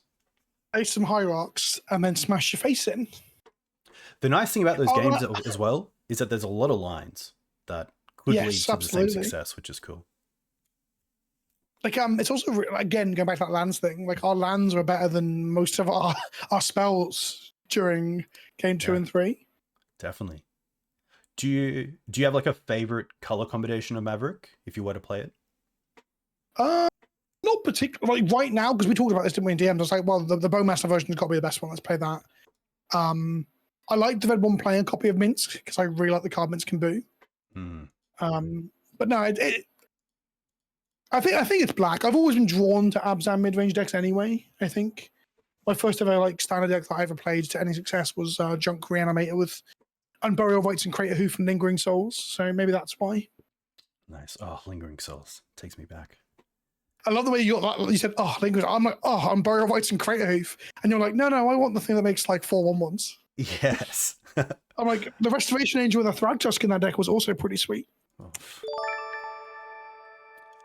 Hey, Harry. Harry is in chat, who of course is the creator of this list. I think this is the mulligan just based on, like, you can't really cast a whole lot. It's a bit awkward in that sense. We have no black mana and we have no acceleration. It's bad. Better in that these two are kind of spell lands. We have once to find a threat. If you are keeping this, what is your putback? For me, it's either the Cradle or the second once. Interesting. Because I don't know why I gravitated towards the Catacombs. That probably is wrong, though. Okay. Because you're playing that turn 1, right? Yeah, most likely. The one thing I always get, I never know if I should play a land and fetch first if I know I'm playing the Verdant, or if I should once first and then fetch. I guess your land density is high if you don't fetch. Is that mana? So the Cradle's going back. I think once upon a time might be worth... No. It gives us more gas if we brick. Yeah, sure. Yeah. And to be fair, if we're up against like a Reanimator deck, then we do have that little bit of like once into Endurance potentially. Oh, that's pretty nice. Indeed.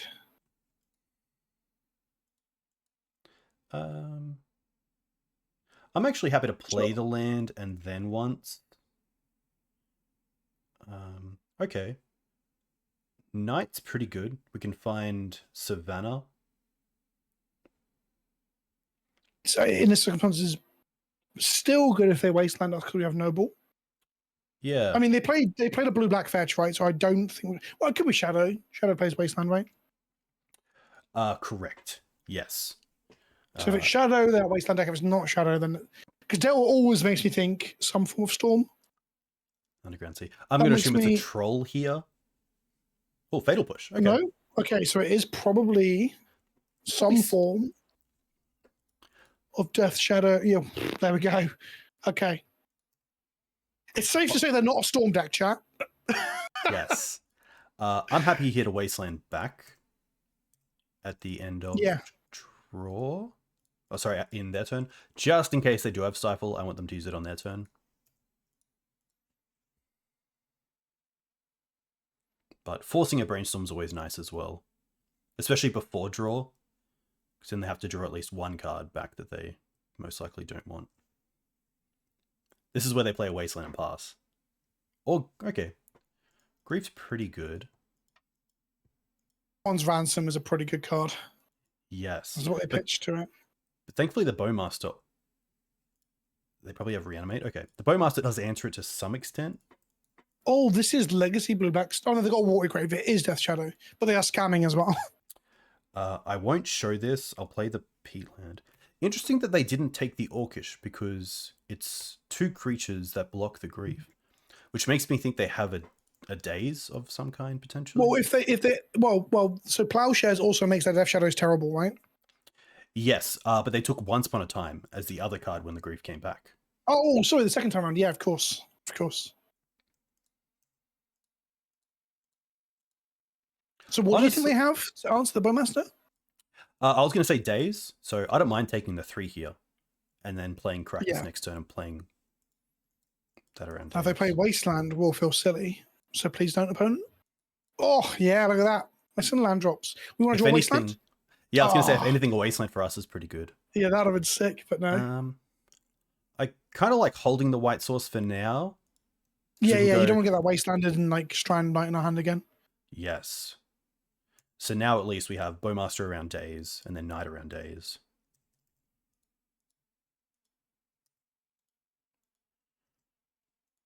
Do they attack here so they can brainstorm once our Bowmaster resolves or something? Yeah, or maybe another Fatal Push. Okay. Yeah, so they're brainstorming before, yeah. Not resolve, sorry, that's what I meant with it on the stack. Still bad for them because it's potentially brainstorm locking them, but I guess they want to find a fetch land in their top 3 to like unlock their hand. Yeah. So here they're probably really looking for Force just to keep the Grief on the field. But, that's the other option, sorry. Yeah. So a fetch land gets them to make mana drops. Oh. No. No, it's got menace. Of course it has. Yep. Yeah, that's all good. Yeah. Thankfully, something like Snuff Out couldn't deal with these creatures here either. And the nice thing about... Oh, okay. So they found a land drop. Oh, that's pretty good. Yeah, it's fine. We have a lot of removal. Yeah. Well, I say a lot. We have a lot less than D&T has these days, which I find really fascinating for how Magic has evolved. Oh, okay. Okay. Mm-hmm. Do we want to draw a card off the Nurturing Peatland before we commit this now? How do you feel about this? Yeah, there's no like double days shenanigans, which is nice. So, I don't. Because I probably want to draw a card before they can put in their own Orcish, and I probably also. The only other thought is if they have like another Grief effect to take what we draw into if we can't cast it. But I think we want to draw here. See what we get. Okay. Swords this now. In some ways, maybe this is good because we draw that card around the Bowmaster. Oof. Okay, that's fine. We've hemmed them. They're on 7. One subtle thing here is that we do have Dryad Arbor at instant speed. So if we do draw a creature here, then we can double block. Okay. That does... So we're not surprised double blocking, but this brings back what? Bowmaster? Yeah. Oh, okay, so this wording is really good. So if a permanent you controlled left the battlefield this turn, obviously Dorothy means something doesn't come back, but it means we get to go Crack the Verdant and get Bowmaster back. Yes. They only have one card left, so just because they have only one card left, if it is Daze, that's a pretty big blowout. So I will get a white source. Okay, fair enough. And yeah, I think we just get Bowmaster. Bowmaster's our only option. What else is there? Lands. Yeah, I think Bowmaster's just a little bit too good. Especially if we ping them, they go to 6, and then it makes it a little bit awkward with how they want to attack. The Voidwalker can't be blocked, but the Grief is... They attack with everything. I think in this case, I'm happy to triple block the Grief. Okay. If they have removal and they remove 1, Like if we block with like the Orcish and the token, and they push one, then the grief still survives. Yeah, that seems like probably the best line. I feel like they drew a shadow though. That's a tough one. But here they killed the Renegade. And the Bowmaster, I guess, and leave us with a token.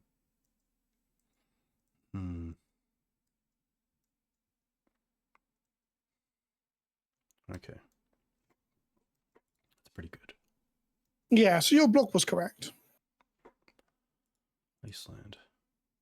Nah, it's not good enough. 3, 4, 5. Yeah. Tough. I wonder if we just pass. Because even like Questing Beast. Hang on. So their Voidwalker is also now a Bowmaster, right? If they really need to. So it makes a lot of oddles even worse. Yes. Correct. Or a Rallier, as the chat said. But I think they just slam a jam foot, take us to 1, and the next turn they can even Bowmaster us through some like elaborate blocking situation. Oh, it's going to do it now? Weird. Oh, and then get back the Voidwalker? Can you do that? Oh, no. No. They're getting back the Rallier to get back another Bowmaster, perhaps. And they get back the Voidwalker. Oh, no, to get back the Voidwalker. That's pretty cool. Oh, okay. It's like a free... Yeah, that's going to be game. That was cool. Very similar to what we just played against. But yeah. Death Shadow is a Delver deck, all but in name, right? Yeah, pretty much. The Liberator, the Collector Ouphe, typically pretty bad. Again, the Jailer especially, and Questing Beast is interesting, but I don't think good enough. I mean, it doesn't even get through some of their creatures sometimes. Sometimes I don't mind Surgical, but... sometimes they might have a 5/5 Death Shadow, and then like Questing Beast doesn't do anything. Yes, that's very true. Surgical's quite good into both mainly the grief, actually.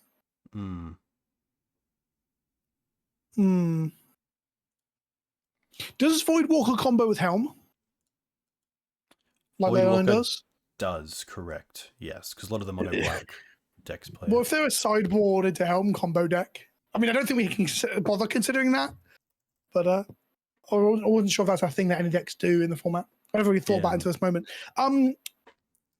Harry in chat, what are your thoughts on boarding for this matchup? So he's saying you want Jailer.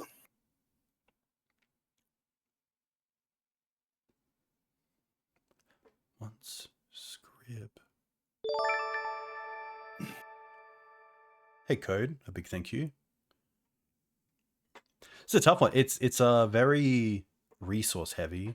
So I still like... So surgical can't be worth it because we still need 2 cuts to go. How are we cutting? Yeah, maybe it's a Dork. Probably I guess the Halfling is actually quite good. It's probably a Noble just because we have Scrub, Savannah, Plains, and Karakas as white sources. Sure. And then we obviously still have the Carpets. And maybe again just a Fiend. But Fiend can be a big creature as well. Is it ever a Once Upon a Time? I don't mind that. Because that was quite awkward in our last game. Yeah. I don't know if I particularly like the hot hour of Once Upon a Times into Days decks anyway. Having to cast your 2 mana dig 5 cantrip into their Dazes is... Yeah. Especially when they're playing a tempo creature that they can hit you with. Ooh, okay. Pretty happy to keep this. Ooh, can we... Oh, no. Hopefully they grief don't have their own reanimate, then we reanimate their grief. That'd be the hot one. Yeah. Then they take your reanimate, right? There's no way they leave you with it. Yeah. Yeah, Giz, that's a great point about like Snuff Out. You can get Fiend Artisan out of Dismember range. A few other little things like that. All right, Halfling. If they wasteland us here, we're actually in a spot where we don't have any green mana. Okay, we got around wasteland, so that's good. Oh, nothing? Nothing. Oh, okay.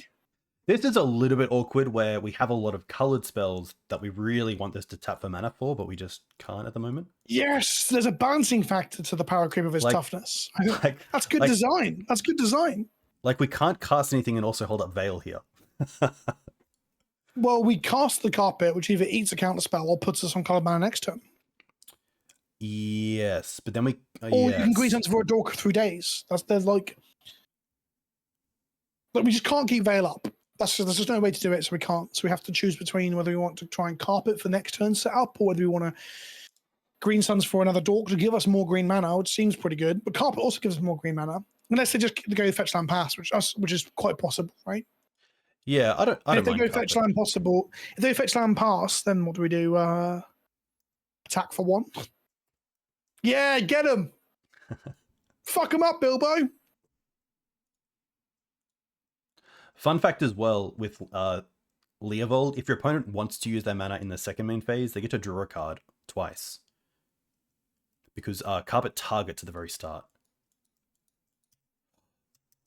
They must have reanimate, or else we could reanimate their troll. But we do have the... Oh! They're just going to put it in the graveyard? Oh, we get to do it. They aren't expecting us to have reanimate, right? We also get to make a green mana. Which is perfect. For Veil, yes. And then we'll just play a land, because we might as well play a land. And now we get to reanimate their troll, which doesn't die to fail push, chat. So that's pretty good against them. So they've got to do some counter magic here, because this is really bad for them. Wow, they didn't. Interesting. Is it 6-5 or 5-6? What's the actual stat line? I never really pay attention. 6-5, okay. That's cool. Oh, okay. I joked about it earlier. It happened. This is the best day. I feel like that has to be on like your bingo card if you do play. Oh, Mangor's got a very good point. We punted there. We should have made black with the carpet and kept our other mana up. Yes. Yeah, good point, Mangor. I guess because we can still just Green Suns here for Fiend Artisan, and then hold up. It's Fiend or Bowmaster. Bowmaster's actually pretty good. Yeah. Oh, we can't. They will. Oh, it's Green Suns, dope. It's not Fiend Artisan. We discussed this earlier too. But to be fair, I reckon, 1 mana. Orcs are green though, like in Warhammer. Oh my gosh. Okay, yeah. So we expected that Bowmaster. Are you Bowmaster? Are you Fiend? Are you veiling to save the Fiend Artisan here? I think so. Yeah. Yeah, I think it's absolutely. We draw a card off this. That triggers their Bowmaster. I should have done a response. Oh no! Yeah. Oh my gosh! I didn't do it. I didn't do it. That didn't happen. That didn't happen. Wait. How did the second trigger not kill the Fiend Artisan though? Because Veil had resolved. Yes. So what did they target? Veil had resolved. They target us? So they targeted... Oh my gosh. Did they target us or it? That was a quick shuffle as well. 2 mana Bowmaster again. Okay. See, this is where Palace is a little bit rough, but... They did not shoot themselves, did they? Chat saying they shot themselves, did they?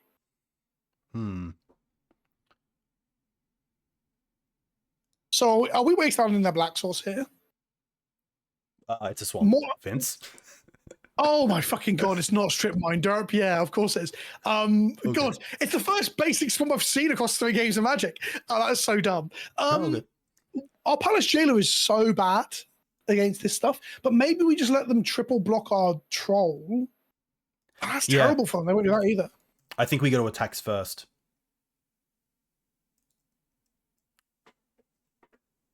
And then second main we get to make mana. They had to Bowmaster themselves because we had hexproof as well. Yes, drop. All this text on these cards that I'm forgetting. Fucking hell. We're going to make white, and then we have 16 minutes, so we're going to think about this. But I don't think letting them have 2 Bowmaster triggers every turn is good. No, we get to remove 1 with the Jailer, and then we get to play Windswept Heath into Dryad Arbor to have 3 blockers for 2 creatures in case 1 dies. Well, okay, so then they get 1 trigger. It kills nothing. Correct. Do we wasteland their wasteland? Or do we hold the wasteland for their I guess we have to, if we want to hold back Dryad Arbor as a blocker, we have to wasteland their wasteland. Yeah, okay. Which, I think it's a little bit too tight to play the Jailer because with 1, I guess, It's No, tough because you are right. One of the Bowmasters goes. So they Yes. get at the end of our turn, it becomes a 3/3 token, and they draw a card, and they ping us for 1. We get a 12, and then we have a 2/2, a 1/2. They attack. We have to block. We lose either the jailer or the halfling. Yeah, this doesn't seem good. I think we're in a position where we can play the jailer, take out a bowmaster, because if they spend their mana on removing a creature to swing through and get the monarch, then it's, you know, we're getting the troll through. They probably don't have a great removal spell other than maybe Dismember to get rid of the troll. Like maybe Brazen Borrower back to the hand, but Yeah, okay. Yeah. The token will be a 3/3, so we're going to have to chump it.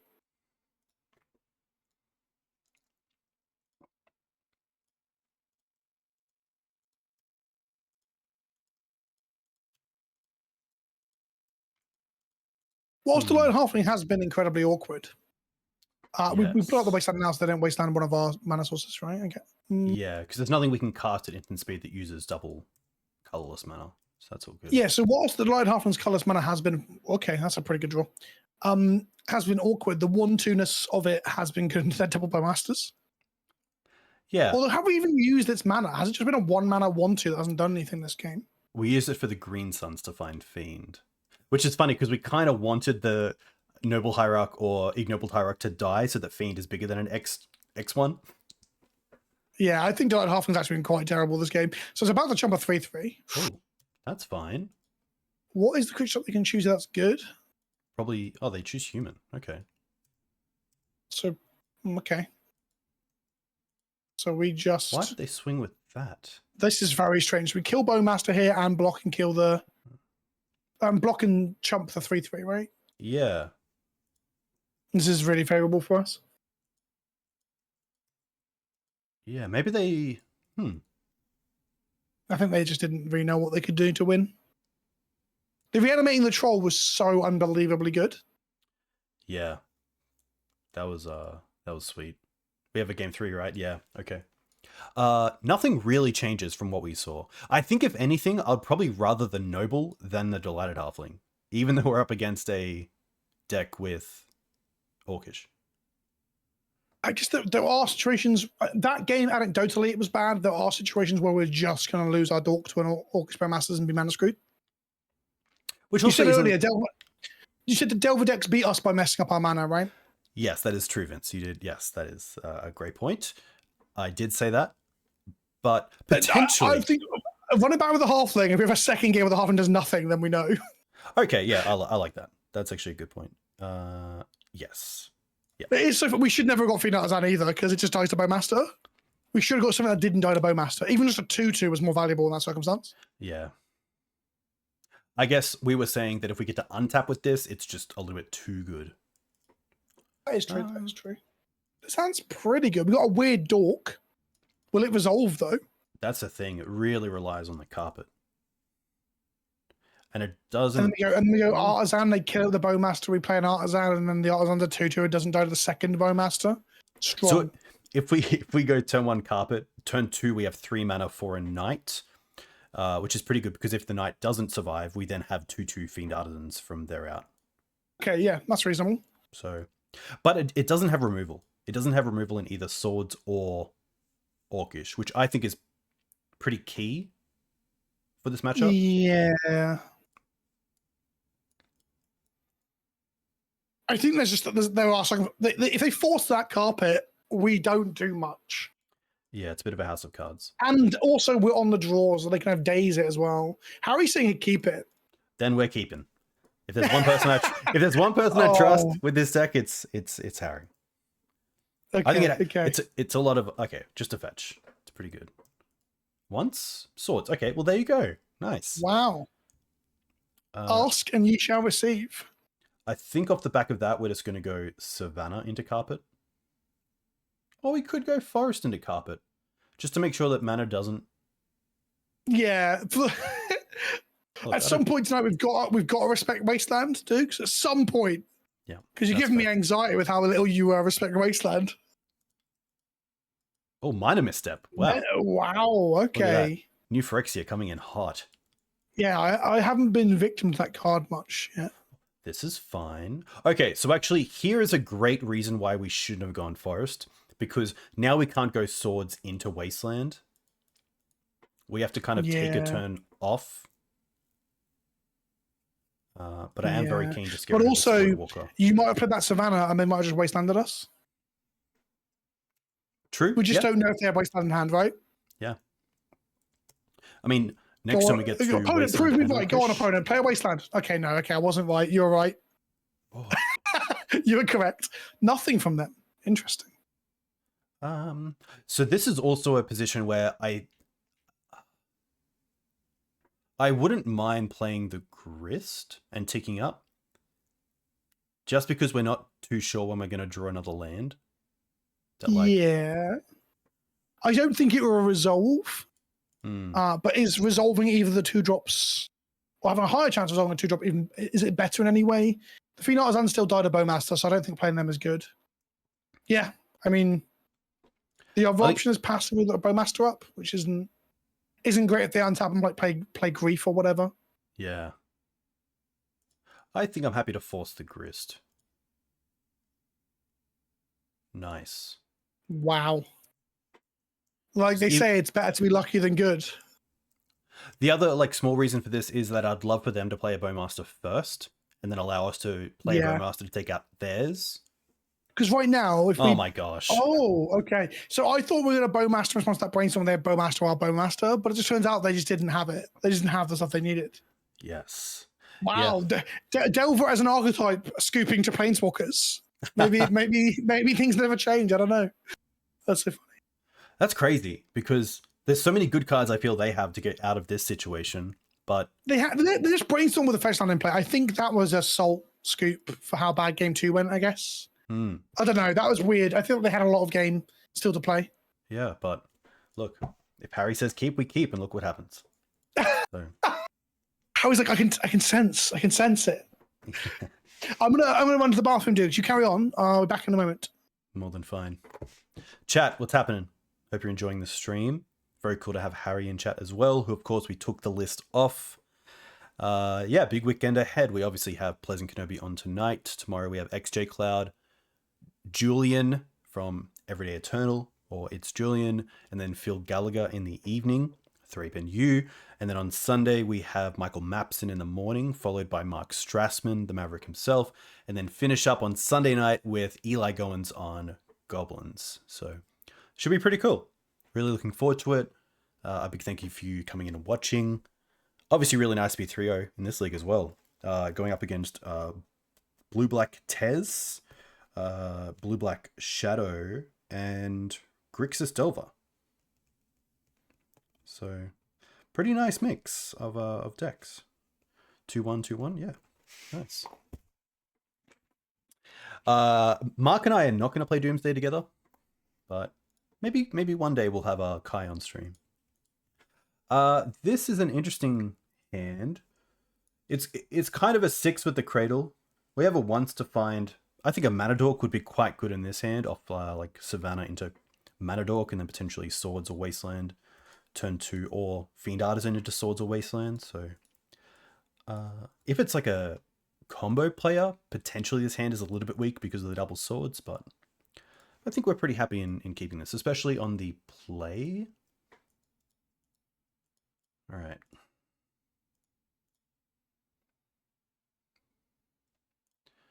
Perfect. I still think mana there is better than Mother, but would have been interesting because Mum into Fiend is obviously pretty good. Hey Sato-san, welcome.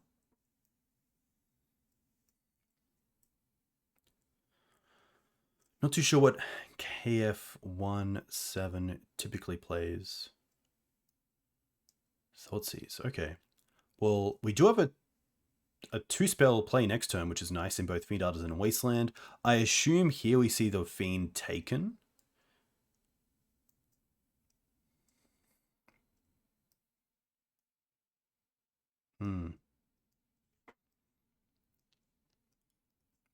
But at least here we kind of get to reset the game potentially. Mum's actually a really nice draw, because it means we get to go Wasteland, play Mum, and also attack. Also keeps them off Orcish Bowmasters for another turn, which hopefully allows the Mum to untap. So could see our opponent wanting to force this if it's going to be sort of blue-black shadow again, but it's not. One key thing to note is that if they do take us off the Savannah, we are off white mana, but would also be on a clear board, so I think we'd be pretty happy with that.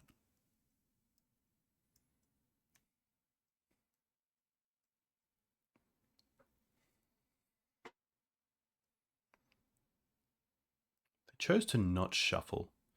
Obviously here we have a really slow clock, but third sword is not where I want to be. Are you winning, son? Look, we're on a pretty slow hand. We kept a hand with Matter Acceleration off for once, and then our opponent Thought Thieved away the Fiend Artisan. We Wasteland the Underground Sea, and we drew the third sword. So we hope they are a creature deck. That's a lot of plowshares for potentially spell-based combo Doomsday or Storm, right? Correct. Well, the basic island suggests it's probably not Doomsday, I'd imagine. Oh, okay. I'm going to assume we're up against the same deck.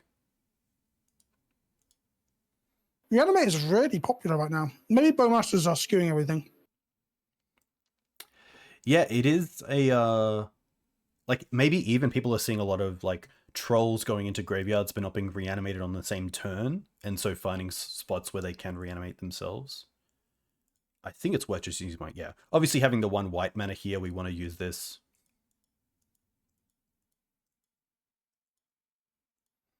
Okay, but a real threat is what we're hoping for here. Not there yet, but with the help of a Hobart, that's a Delver, Dukes. Wow. Okay, so they're actually going to force that. That's a really interesting play, because what I've seen so far makes me think they aren't a deck that plays artifacts or enchantments and just don't want the body on the board. Yeah, I think they've got no gas and they don't want you to bolt them in the face for 4 turns.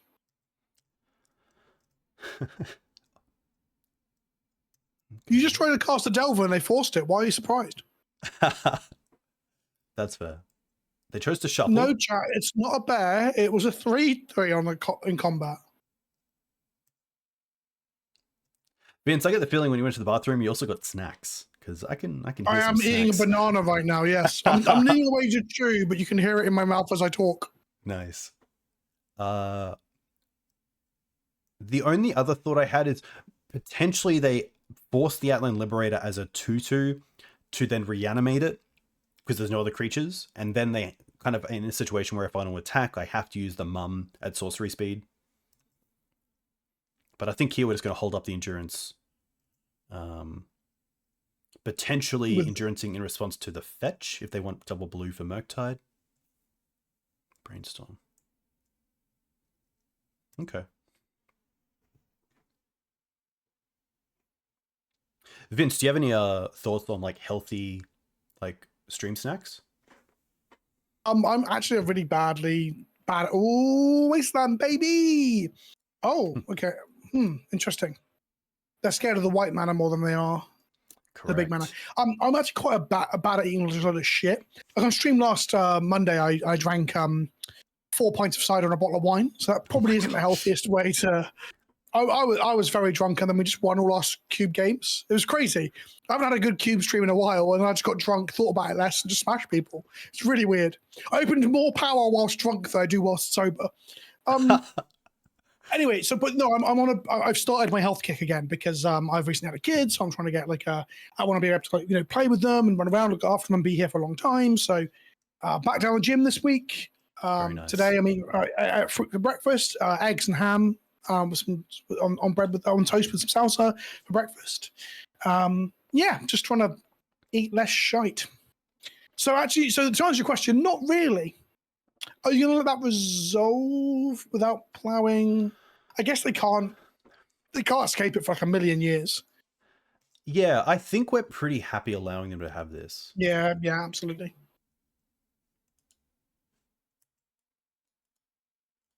Here we go. Yeah. So you do have like a 3-turn clock.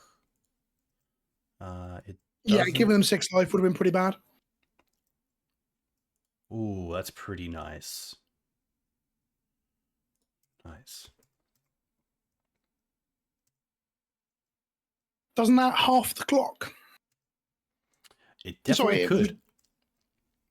Especially they go 6 now, you play it, it pings them, you untapping it to hit them for 5. It literally takes a turn off. Yeah. If it resolves. Come on, brainstorm. You so rarely see someone actually get to like hurt someone off a brainstorm with it. I would like to tick that off our achievement list tonight. Okay. And by tonight, I mean it's lunchtime for me, by the way. That's why I'm eating a banana. Yeah. So hardcast force. No. Okay. Okay, so they've got to have a removal spell here. They're dead. They have to have double removal spell, or Mum ruins them as well. Yeah, I was gonna go for Dryad Arbor here to go wide, but I think we just want to get a Savannah, so we have a white source. Yeah. I'm trying to think what we have to worry about, like maybe an orc for them. Bowmaster would let them have another turn. We're just... So one notable thing here is if they try to ping one of our creatures and we give protection with Mum, then they don't get the token because it fizzles everything. Oh, so then we 100% do that, but they still get an extra turn because plowing the Bowmaster puts it to 6.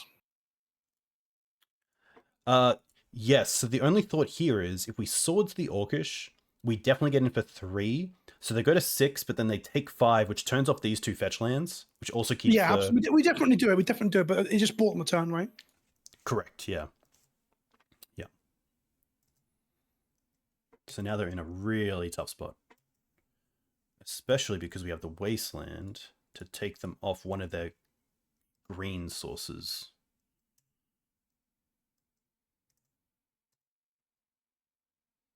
Like the Bowmaster turns off all cantrips.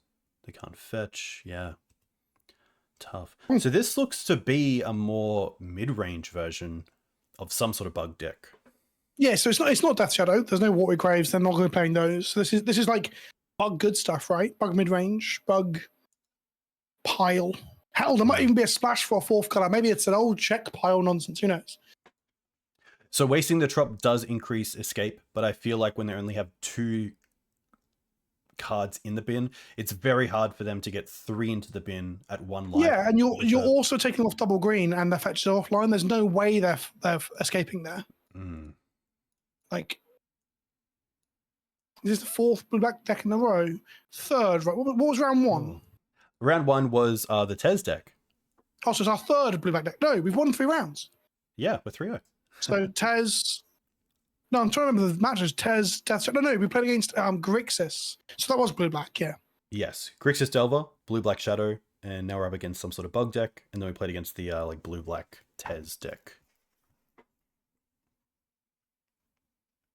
Yeah, what can we say? Blue black is Brainstorms, Force of Wills, and Orcish Bowmasters, right? Yes. And they're all getting smashed to bits by Outland Liberators and Renegade Ralliers.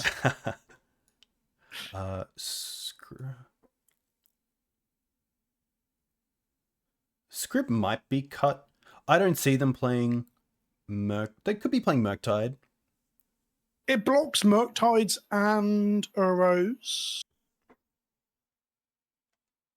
That seems pretty decent. Also, just untapping a Mum is like absolutely insane to a bug mid-range deck. Also, double Wasteland probably like ruins their day if we have it up for night. I mean, these are all like best case scenarios, but it just seems powerful. Yeah. They also might be on Baleful Strixes. Again, something we can block and attack through with a Scryb Ranger. I don't know. I like it. Yeah.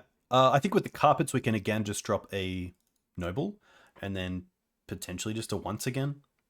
Yeah. Dropping 1 once. There's a joke there somewhere. You what, mate? Excuse me? I didn't know you spoke British. You having a joke, love? It's hands decent. Yeah, Having I a like joke, love. You having a giraffe, mate? Are you aware of Cockney rhyming slang? Yes, I'm trying to think of some off the top of my head, but I can't. But I do love. So giraffe is laugh.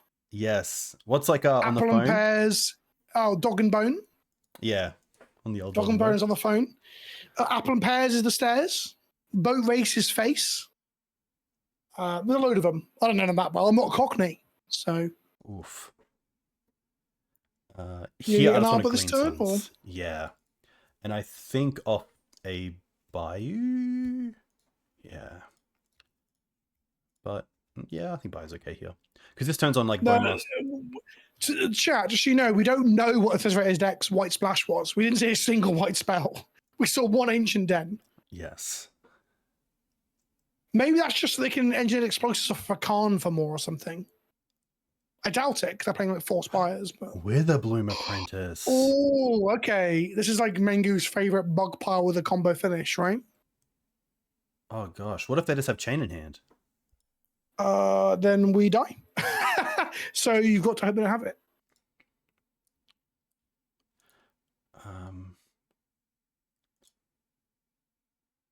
That's the problem with this deck is sometimes they just have it. Yeah. I think Mangork's got the right line though. We have to pretend we have removal. Yeah. Yeah. So slam a 2-drop. I think in that case we pass and hold up the Orcish Bowmaster. Okay, yeah, that's fair. Because at least if they need to brainstorm, then we get to ping the Witherbloom. Well, if they brainstorm, we kill the Witherbloom and they brainstorm into their chain, that'd be amazing, right? Yes. Yeah, that'd be so good. But I feel like with Thoughtseize into Witherbloom into combo, they Thoughtseize, they play the Witherbloom because the coast is clear. So surely right now that it's like, surely they didn't draw into like one removal spell. But you never know. I do like seeing this combo played in Legacy. It's cool to see people Did we bring Veil in? We did bring Veil in, correct. Okay. Post board for game 3, do we bring in Deafening Silence? Oh my gosh. Okay. We're just gonna. You should have cracked your fetch to make him sweat. I should have. Maybe they would have taken it off the stack. Doesn't Veil make you on? Oh, it targets itself. It targets itself. Don't bring it. Veil actually isn't good against the combo. It's still good against all the other cards, but. Is it? I don't think it's actually cast. It's copy. So I don't believe Deafening Silence does anything. Oh, it doesn't. Oh. Chain. Witherbloom. Yeah, it does something allowing them not to cantrip into it, but that's not good enough. I don't think.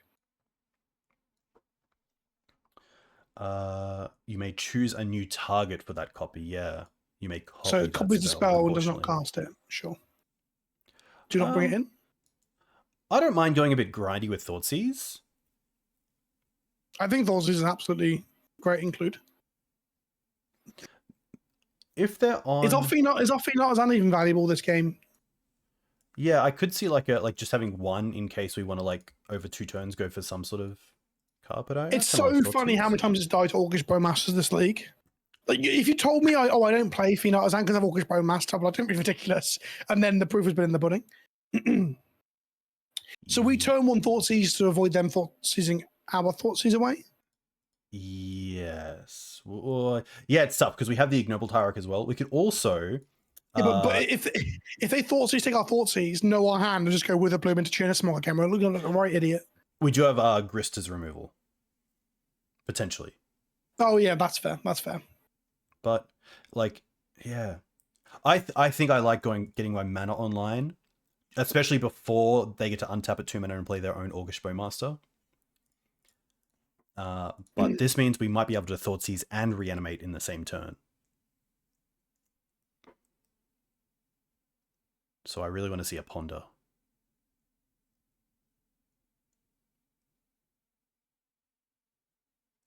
Or just a fetch. Interesting. All right, let's start with Thoughtseize. Don't you dare veil me. Okay. Oh. Okay. Sure. I mean, now we have the carpet online. If we'd hit a land drop, this would have been actually nuts. Yes. Sadness. Yes, it would. I guess if we'd played the land, they may have actually considered not doing this. Who knows? Yeah, I've seen some cool Witherbloom decks with like Dark Ritual, so you can really turbo it out. Oh, okay. Double Interesting. Void. I think we take the Voidwalker, we play the Carpet, second main, we get black mana, and we reanimate the Voidwalker. Sure. Makes that reanimate bad.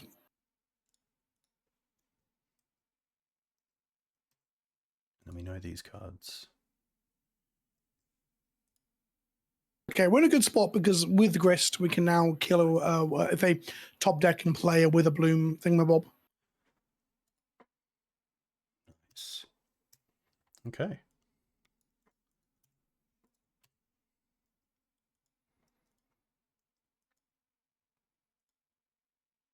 2, 4, 6, yep.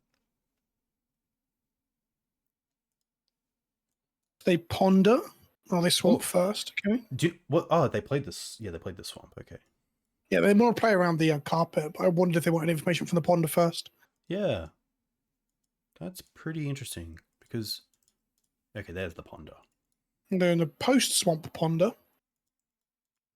Yeah, interesting to play the land first. It might be that the Delta can't fetch a swamp. Ah. Yeah, maybe they're wanting to like negate the effects of carpet as much as possible. They probably just drew Thoughtseize, that's why. Huh. Oh, Green Suns. So now we do have Crack Dalthy play. Dalthy's not just permanence, right? It's any spell, it's just permanence. Didn't even think of that. If a card would be put into an opponent's graveyard from anywhere, exile it instead with a void. So we've got another Thoughtseize now off the Dalthy if it doesn't attack. Yeah. Huh. It's not good here because your animate's turned off, double smog is redundancy. So it's not good right now, but we do have it later. Oh, they can reanimate the Grist as well because it's a creature. Oh, because Dalthy's only our opponent's graveyard, not theirs. Yeah, interesting. So do we want to stop them doing that by taking the reanimate with Thoughtseize? I think so. So let's create some black. Play an Orcish. Ping them. We probably wanted to Thoughtseize first to play around Days if they draw off the ponder. If they are playing Days, do the mid-range decks play Days? Does that combo deck play Days? Yeah, I think it does. Oh, Stifle? Okay. Take the reanimate. Okay. Could also just build out our mana here if we want. What else are we going to Green Suns for? We need to pressure them real bad. If we draw a land next turn, we can rally her back. No, nothing exciting. I don't mind getting some damage in. Yeah. We get a 6 because like they've got two parts of the combo. They got one part of the combo in their hand, and we have no removal like to hand anymore. So we need to just kill them like as fast as possible at this point. Yeah. Which is an obvious statement, but I'm prone to fucking about. So like we have to clock them. So whatever our fastest clock could possibly be. So we have Green Suns for 3 here. Yeah.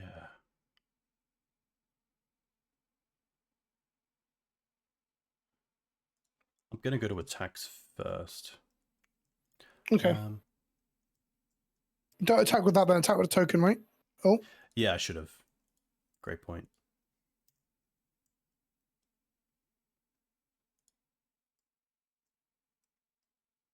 Do we have anything? 1, 2, 3, 4. Maybe it is just going for Knight to try to keep them off 4 mana so they can't just play the creature then chain straight away. Yeah, that seems good. Double Tough, yeah, maybe we got our own head here. Double Tough in chat was saying how we could just kill Grist with a Voidwalker. That's very true. Now Grist in our bin mangle, we can't Green Suns for it.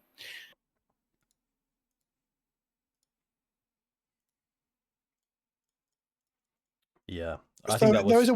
There's a window here where if they've drawn with a bloom. They can stifle our night activation, don't forget. Correct.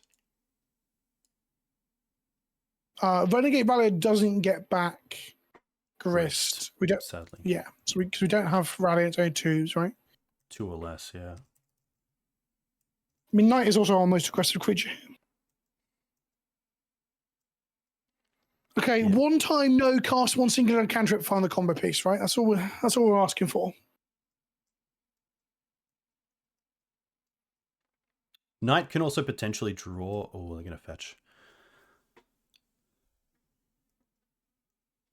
So they did have a bio off of the swamp then. Oh. Okay. Swamp cycling a troll. So we're not getting combo killed this turn. They have it. They're holding up Oh, Stifle. Shit. Okay. So we know these 3 cards. Are we just dead? Oh, we can't even. Wow, what a draw. Yes, we can That's an insane draw. What the hell? Yes. So we get to Wasteland the Trop to get the Stifle. No, because they can stifle our things. Yeah. Okay. That is an insane draw. So we absolutely go for the night now. They probably stifle this or the Wasteland itself. They're gonna float up. Oh, we got a problem here. If they float a blue, if they float a blue. Oh, they stifled this. Okay. That's fine. Yeah, that was wrong. That was wrong. Okay. Sure. Just gonna do this now. The second Bowmaster at the top was so jammy. Oh my goodness. Was that like our only out? Pretty that and Plowshares, right? Or swords, yeah. Oh my gosh. That is incredible. But to be fair, they still have Witherbloom off the top. Yeah, they're live to the other, I assume, 3 copies. Ugh. All right. Better lucky than good. Exactly. I said it earlier. I'll say it again. Yeah. I guess Jailer wasn't an out because of Stifle. Yeah. So it was just 4 Plowshares and 3 more Bowmasters. Strong. Damn. Easy game. Didn't have it. Never sweat. Nice. Yeah, like the deck's been solid. It's been nice to not draw like what you really need and still drawing cards that interact and getting there. Yes. That's probably the only game where I feel like we nuts drew somebody. Yeah. I think that was a good representation of sometimes where I tunnel vision into like the cool play, being the Void Walker into Thoughtseize them, where you should just like take a step back and be like, you know what? We can actually just deal with the Grist anyway. If they want to lose 4 life, spend a card on it, and then we can just obviously deal with it. With like... There is an argument that if they untapped, pushed, we know they play push, we saw game 1, they push our Void Walker and then play Grist off Reanimate, then we just like fall apart. So I think our line was fine. Yeah. I think our line was fine. Give us information about, to be fair, it allowed us to see Stifle and play around it. Yes. If we didn't Thoughtseize them, we wouldn't play around Stifle, and I wonder if we would have lost that match somewhere. Where we go for the double Bowmaster before you Wasteland them. And thus, can you imagine if we didn't know about the Stifle and got Stifled with that Bowmaster? Yeah. That would have been that would have been awesome in a way. That would have been very fun, but not necessarily for us winning, but yeah, Legacy's sweet. Legacy is cool. Stifle's actually pretty cool in that deck because you can also like stifle your own Uro to make it stay, which is cool. Powerful magic. You can stifle the evoke trigger on a grief, I assume, as well if they're playing it. Yes. The delayed evoke trigger. Nice. I did say, I think Punishing Waterfalls, who's a big Legacy streamer, played like Nimble Mongoose, Rug Delver a few weeks back and 5-0'd with it, which is very cool to see. What, old school Canadian Threshold for Stifle? Yeah. I think it might have played on Holy Heat and maybe some newer cards, but come on, dudes, can we use the correct names, please? Rug Delver. Sorry, if it's called Nimble Mongoose, sorry, it's only Delver if it's not from the Nimble Mongoose region of MTGO. Okay, if it's from the Nimble Mongoose region of MTGO, it's Sparkling Canadian Threshold. Apologies, that's on me. Yeah, I didn't want to have to tell you off on stream, but I'm sorry. You stepped out of line. You were out of order. The Canadian Threshold podcast guys won't be too happy with that. They will. I've saved it. I've saved us by picking you up on it. Yeah, look, 4-0, always really nice. Always nice to know that you're going 4-1. Like, that just takes the pressure off. I don't know. I think whenever I'm 4-0, I feel more pressure, honestly. Because the 5-0 is so much more exciting than getting a 4-1 or a 3-2. Yeah, that's fair. Always with a guest as well, it's nice, because like you do take a bit more time. Oh, we're on the play against Ringo Death Star. With a pretty nice hand. Who is Ringo Death Star? I have no idea, but when I saw Ringo, I think okay. You said it, the way you said it, I thought they were like a prolific player that we could like know their deck or whatever. Yeah, it is a player who is both a fan of the Beatles and Star Wars. Or maybe that's just their name. Maybe their parents were a fan of Ringo, the Beatles, or Star Wars. That could be it. Could be it. There's no way Ringo is the most evil member of the Beatles. Absolutely not. Ringo. Oh, okay. Helm combo. Yeah. Does that change anything? I don't think so, because we can hopefully still go... Well, one thing that I do want to play around is land into Ritual Opposition Agent. So I think we'll just go fetch into Dryad Arbor into Fiend, and then potentially Collector Ouphe is good this game. Yeah. But... Is there any other turn 1 leyline deck in the format? Other than actual ley lines? God, I haven't heard that in a long time. Does anyone ever play ley lines? God, I should play that for a video. Yeah, shout out to Brian Cook, who played it recently on his stream, or on his YouTube.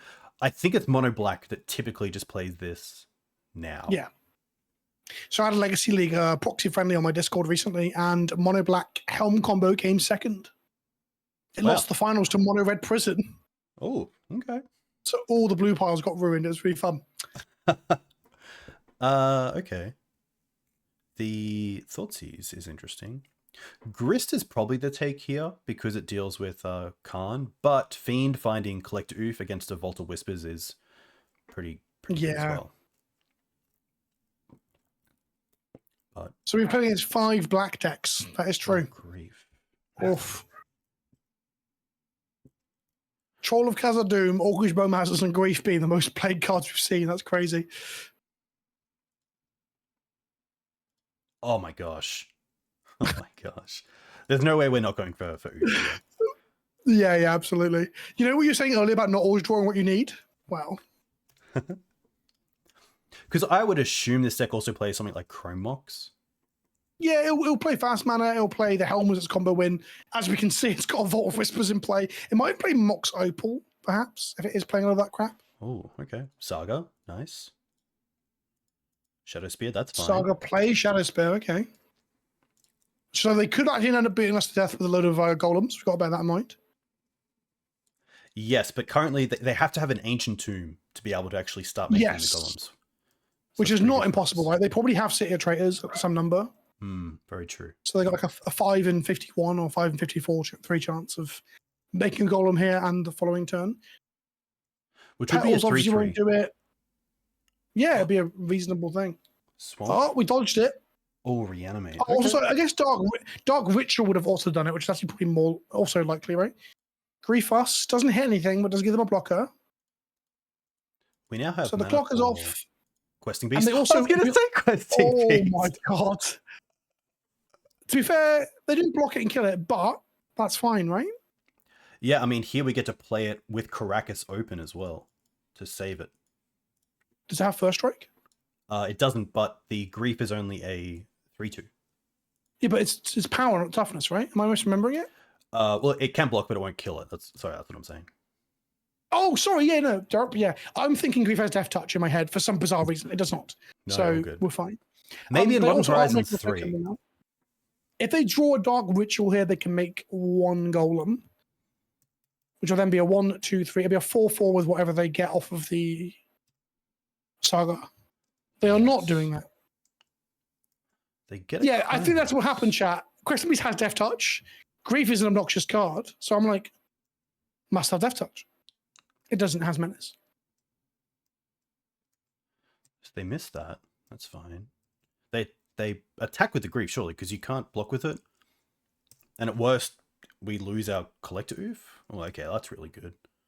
I guess they want to conserve their life total here. It's better for them to gain 4 life than it is to attack us and do 3 damage, I guess. Also, we have lethal on board, Dukes. If they'd attacked, we just kill them for 7. That's very true, yes. Apologies, I didn't see that. Sorry. No, it's cool. I missed it too. You said that, and I was like, yeah, that is weird. I reread Questing Beast chat, and it gave Grief an extra ability. That's how many words are on Questing Beast. It's like a quantum singularity, like a black hole. I went to Japan recently, or at the start of this year, and I got a card that I had to get, and I'm going to show it right now while you talk about sideboarding. Oh god. Okay, so we're into Helm combo, mono black Helm combo. So we are going to be bringing in all of our combo disrupting cards. That's going to be Thought Seizers. We're going to also bring in Garrock Teague because one of the combo pieces costs 4 mana. We're going to bring in Force of Vigor potentially. I'm going to ask dudes about that. It blows up their fast mana. It's not very good at blowing up the Helm though, because they can activate the Helm and then it still resolves. They also blow up the Ley Line in response to that. Actually, no, it's just very good. We're bringing in Force of Vigor. And maybe Veil of Summer. So we're doing Force of Vigor, Thought Seizers, and Garrock Teague is what I've come to so far. Nice. They don't play any tutors that I can remember. Endurance doesn't matter. Veil of Summer could be okay. Carbot Flowers is useless. Okay, so we've gone through all that. I guess Deafening Silence is good if they have like fast early turns, but then we have to have it on turn 1. We're not mulliganing to it. So it's not effective enough. I assume at post-board they're going to have some fatal pushes and shit. Are you bringing Reanimate in for their griefs? I think so. Trolls too. We saw a troll off them. Yeah, maybe they are playing the Beseech the Mirror. Oh, so maybe... okay, we bring Agent in. Yeah, I forgot about the hot new tech from Wilds. Yeah, we bring an Agent in. This might actually be a matchup where Orcish Bowmasters is okay to cut. I think it almost does nothing. It's actually quite poor. They might be playing the One Ring. Yes, which... Does it normally play the One Ring, the One Black deck? If it does, I still think Collector Ouphe is a really good Green Suns target to go and get, which also just hits the ring. Well, that's our game plan, right? Is stick the Ouphe and protect it. So okay, cut some, if not all, the Bowmasters. Yep. Harry would trim 2. Leave at least 1 in for the Fiend Master, man.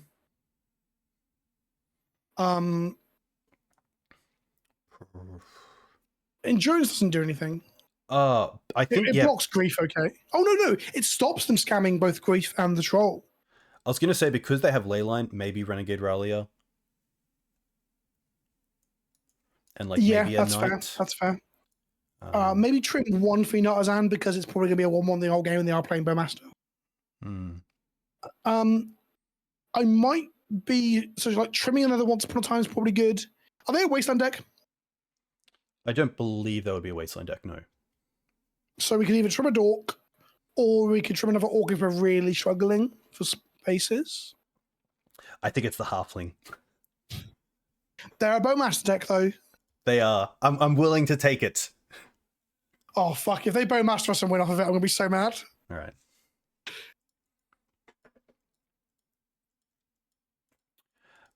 This is a pretty tight hand. Because... Okay, it gets Ouphe. It gets Ouphe, and it interacts in trying to scam a Grief as well. If they do it on turn 1, obviously. If they do it turn 1, this is going to be brutal, because they hit the Green Suns and the Plowshares, right? And we're left with, nothing. They've gone to 6 cards. This is the card they're looking for the scam, or they're looking for the Leyline. I'm going to take the sleeve off. Oh, wonderful. No one will ever read that, Dukes. Ever. Yeah, I've already had some people who are like, really? That's all they say when I Green Suns for it. They're like, can I read that? I'm like, sure. I love all foreign language cards. I love them. Just bought a lot of Commander cards from Card Market in Japanese, Chinese, English, Italian, Spanish, Korean. Okay, are we thought seizing them to avoid them doing anything obnoxious next turn, or do you? I know what you're going to say. You want to develop your mana, right? I don't mind Wasteland either. Yeah, it's tough. Because I feel like if they're doing nothing, I'm just really thinking about Ritual into Opposition Agent. But they might also be a deck that isn't on that game plan and is really all in on just focusing on what they want to do and not having that sort of disruption for us. So But Also, going forced into Hierarch is good against opposition agent, but bad against push. And they are playing against Mavericks. They might just be keeping up push here to like ruin our acceleration. Yeah, and to be fair as well, if we go forest into Ignoble Hierarch and then they just do it anyway and go ritual into opposition agent, we don't have any white sources to cast the swords anyway. So I think we just play into the... Yeah, I think we just wasteland. I think getting the turn would be nice. This still means that a dark ritual into an opposition agent. Yes, that's very true. Because of our focus. Yes. Okay, just a troll. That is fine. Yeah. Hey, Julian. Very cool to see you. Julian's here waving my flag. Get your own flag, bloody Europeans. Coming over to the England, taking our stuff. That's also the British flag as well. This is the closest to an Australian flag emoji I got. That can't be true. There's got to be an Aussie flag on Twitch. Is there really not an Australian flag? It's probably a German joke with a German sense of humor. That's what I imagine it is. I think now I'm happy to Thoughtseize. Let's do it. Let's test if they got opposition agent. Don't do it. Don't do it. Oh, don't do it. We did this. We even talked about this. We even talked about this. Okay, it's fine. It's fine. It undoes our wasteland a little bit because it puts a land in their virtual hand as well. Opposition agent is play, not cast, right? You can get lands off of it. Correct, yeah. Yeah. I can't remember the last time I got someone's land off of it because people are so cautious around it.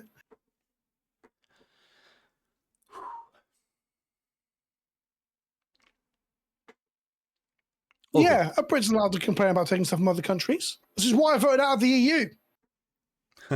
I didn't, by the way, Dukes. I didn't vote out of the EU. Okay. I thought that was very stupid. So, we got. They took our Dryad Arbor, by the way. Ah.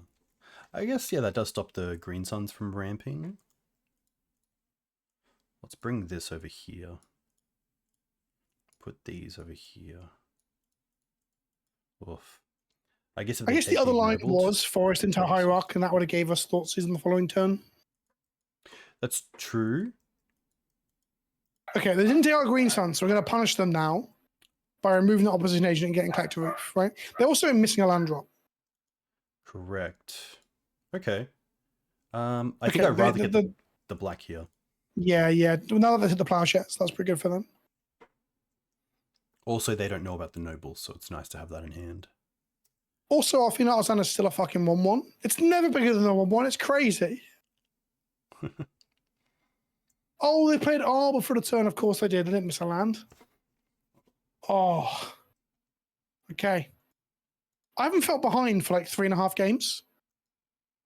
4 mana. This is a... Okay. Take our Hierarch, strangle our mana. This Thoughtseize doesn't matter anymore, I assume. Yes. This is fine. This is all fine. Yeah, that does make the Fiend Artisan a 2/2. Yes, the power. Don't crack Life Edge. Whatever you do.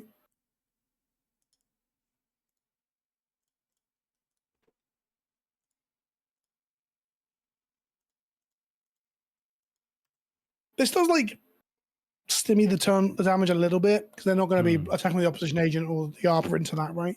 Correct. They are going to start making golems though, which are relatively small at the moment, to be fair. Our Winds of Teeth is now online thanks to Urborg. That's pretty good. I wonder what they find off the Saga. Why would you play Chrome Mox for nothing into this situation? Oh, to make the golems bigger. Yeah, correct. Yeah. Okay, so we're currently still missing a white source, so knights aren't online, unfortunately. Here we go. Savannah. Oh, so close. That's just a swamp with a fancy name. Still play it.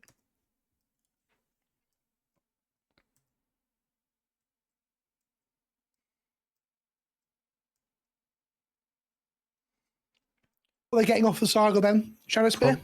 Probably Shadow Spear, but they would need a land off the top to be able to equip it as well.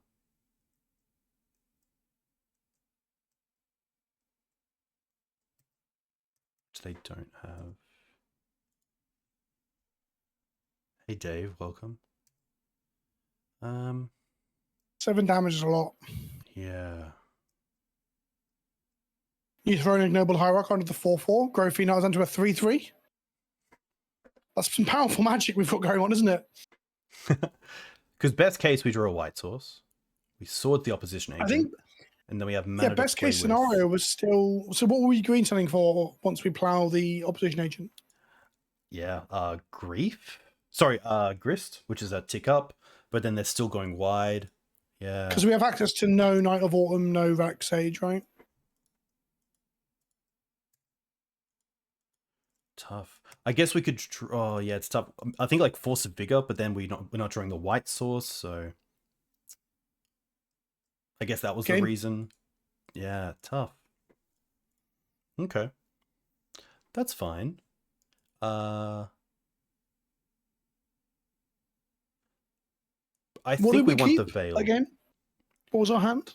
Our keep was Forest, Double Fetch, Swords, Fiend Artisan, Green Sun, Zenith, Wasteland off the top. I think that was a good keep. Oh, on the play, their hand lined up very well though. I think we also played into the opposite agent, which was bad, wasn't it? Yeah, to be fair, we did respect it for one turn, but then they just... 50% of the time we respected it. Unfortunately, the other 50% of the time it really hurt. I'm going to say that they go away from the combo and go more creature heavy. Yeah. So I'm just going to switch the Veil for the Teague. Yeah, that makes sense.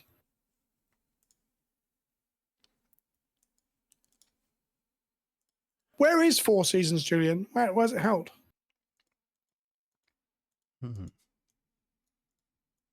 Four Seasons is in Bologna, I believe.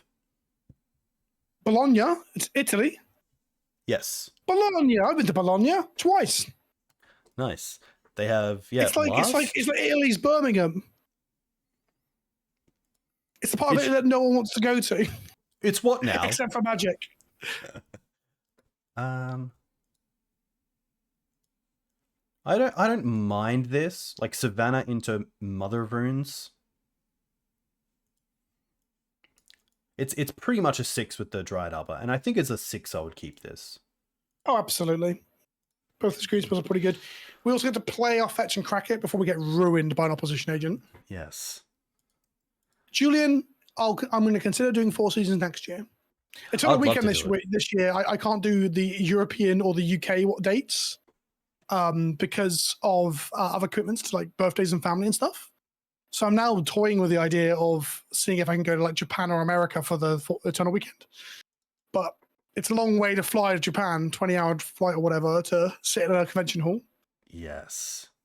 Yeah, luckily... Okay, opponent's gone to 6. They have a ley line. That's more than fine. But it is green, right? Did you say Britain is green? No, Arbor. Dryad Arbor is green for Force of Vigor, right? Correct. Yes. Yes. Because the new versions of it have a little color indicator, don't they, on it? We're going to get to untap. Okay. What, were you expecting us to die? I think he would just play the Arbor and pass back. Because then the following turn, we potentially get to Green Sun's holding up Veil.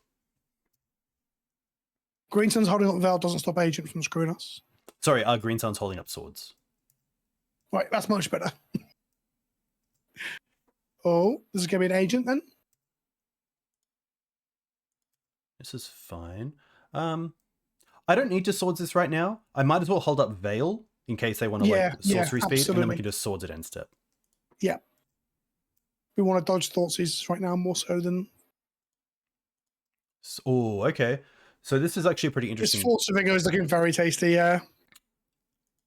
But, like, we can force it before they can tap it for mana, but we also have Wasteland for the Saga. So, I'm pretty happy just allowing this.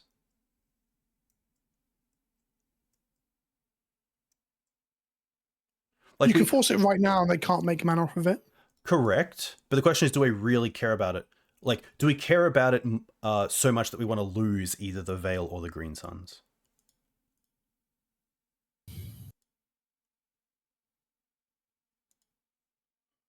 What's the worst thing they're going to play this turn? That's the thing. Probably like Ritual into Grief. We have the Veil for that. Yeah, so Fox, we are attacking their mana. It's just a question of how we go about attacking the mana. That's what it is. We're not attacking the mana. Yeah. I think you can let it go. I think they can have a mana here. Yeah, like they're playing Ritual, so I don't think they're like Chalice One or anything. Ritual into Khan. Potentially. That wouldn't be great, but yeah, even then, like we get to still have force for like anything Khan. I'm happy. I'm happy. I'm not happy getting rid of either of these. That's the big thing. Yeah. Any other green spells in the deck, it would have made it a little bit of an easier decision. No attack also means they don't have removal, because we could have double blocked and then give protection to one creature, but obviously there they didn't have it. So swords on this. Untap. A Mana Dork would actually be fantastic here. Thoughtseize not so much, but we do want to Wasteland the Saga.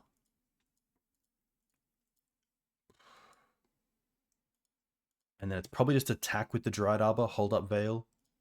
Yep. 23 turn clock. 16 minutes. We got this.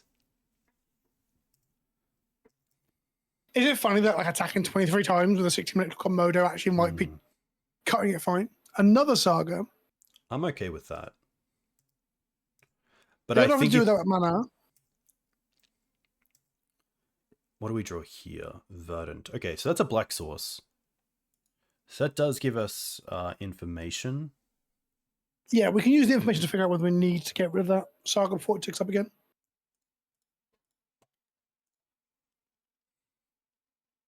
Beseech. Okay. And another Saga. Okay, so we want to force both Sagas, hopefully. Well, allow to make a 1/1. Which means... No, it won't. No, it won't. Because the other Saga's trick will go on the second, then we kill both before they can get mana off of it. Yes, unless they If they play Saga next turn, they might play Swamp, though. Yep, so I think here I'm actually happy to Green Suns for like a Mana Dork, because then the upside of us... What do you want a Dork for? Because then we just have 4 mana for Force, instead of pitching the Veil. Oh, okay, yeah, I like that. I think that's fine.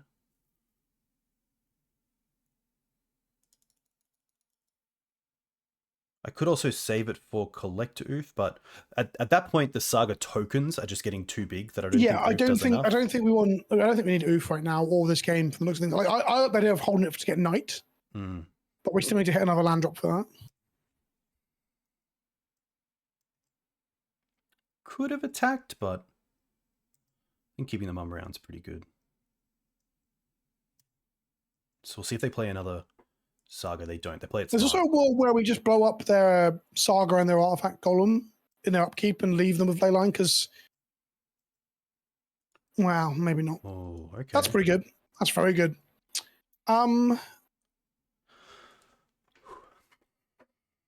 It's frustrating that we don't have access to any Knight of Autumn.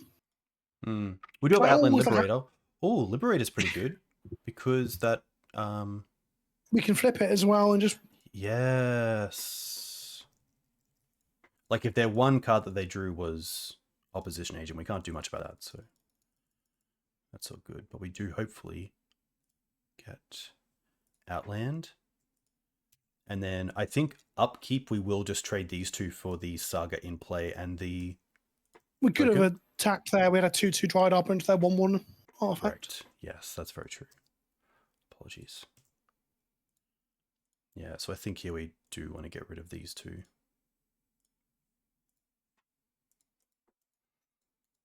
And then if all they play is... This does allow them to get another token, yeah. If all they play is the Saga, then... Yeah. Us casting the Force means that this now flips, which is awesome. That kind of keeps the other one off. No, because we cast a spell. Is it... If a player casts no spell during their own turn... Oh, bloody Day Night is quite confusing. They have 2 spells. This is where they play a Shadow Spear, right? No, they don't have it. Wow. Oh, and we draw swords. Nice. So this now attacks and triggers the blubber thing, right? It's not combat damage, it's on attack, yeah? Correct. So on attack, we can kill the Saga. Nice. And then put this away. What a beating. Okay, this is why we don't have a Night of Autumn effect. Because this is pretty good. Yeah, it's really nice. There are definitely moments where having the body is great, especially with a card like Grist, where you want to be able to get value and then get extra value by getting rid of the knight. But when you're in a situation like this, it's so hard to cut it. It doesn't get a keyword on the back end, right? It doesn't have like, fire that off. It doesn't have trample or anything, does it? No.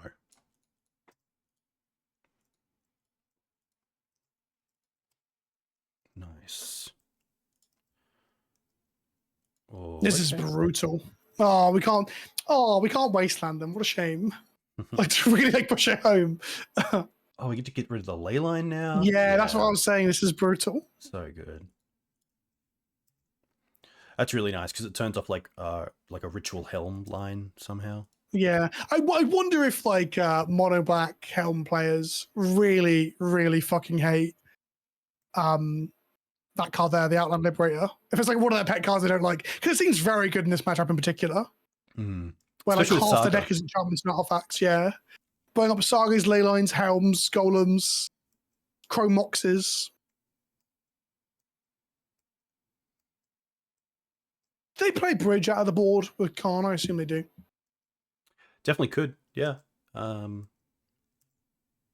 They do get pretty low pretty quickly. Yeah, lands is another great reason to run Frenzied. Especially with the lands decks moving towards Sphere of Resistance. Having like multiple targets in play is really nice. I haven't seen lands played in a while. I assume it's not playing Valakut's Awakening anymore. Is it off that? Correct, yeah. Where did it move to from that? What's that? Is it back to its old school, just loaming for advantage? Yeah, pretty much 4 loam, 4 crop, 4 exploration, 4 Mox Diamond, and now lists are running 4 Sphere of Resistance, and then pretty much the full like Saga package as well. So it's really grindy, which is cool. They go to 8, and then they take 1, 2, 3, 4, 5, 6. Yeah, I think it's worth just playing this.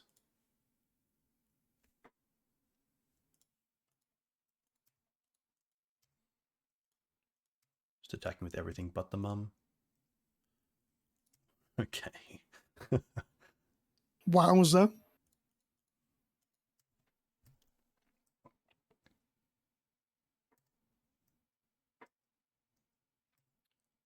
Yeah, I would also agree that Trap Break is just so good against Saga, because so many Saga decks just want to play a land pass and just hold up mana.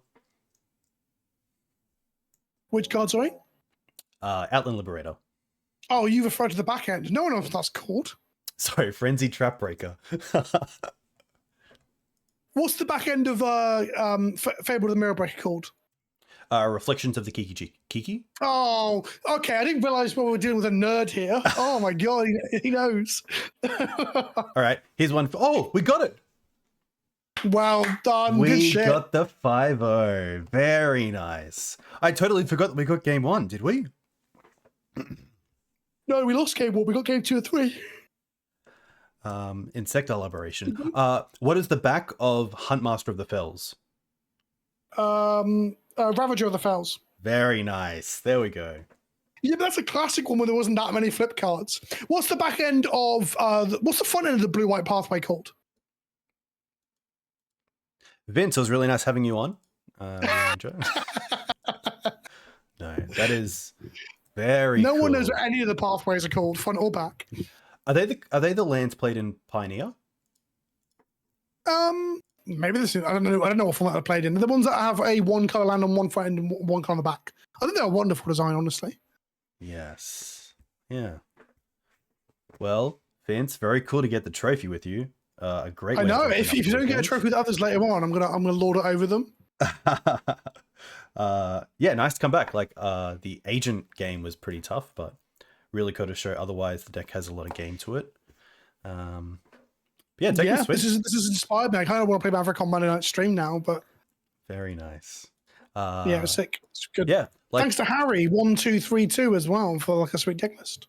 yeah, a big thank you to Harry Hackett. Very active in the Maverick Discord as well, which is nice. It's always nice to see him sharing his experience with the deck, especially within the Abzan section.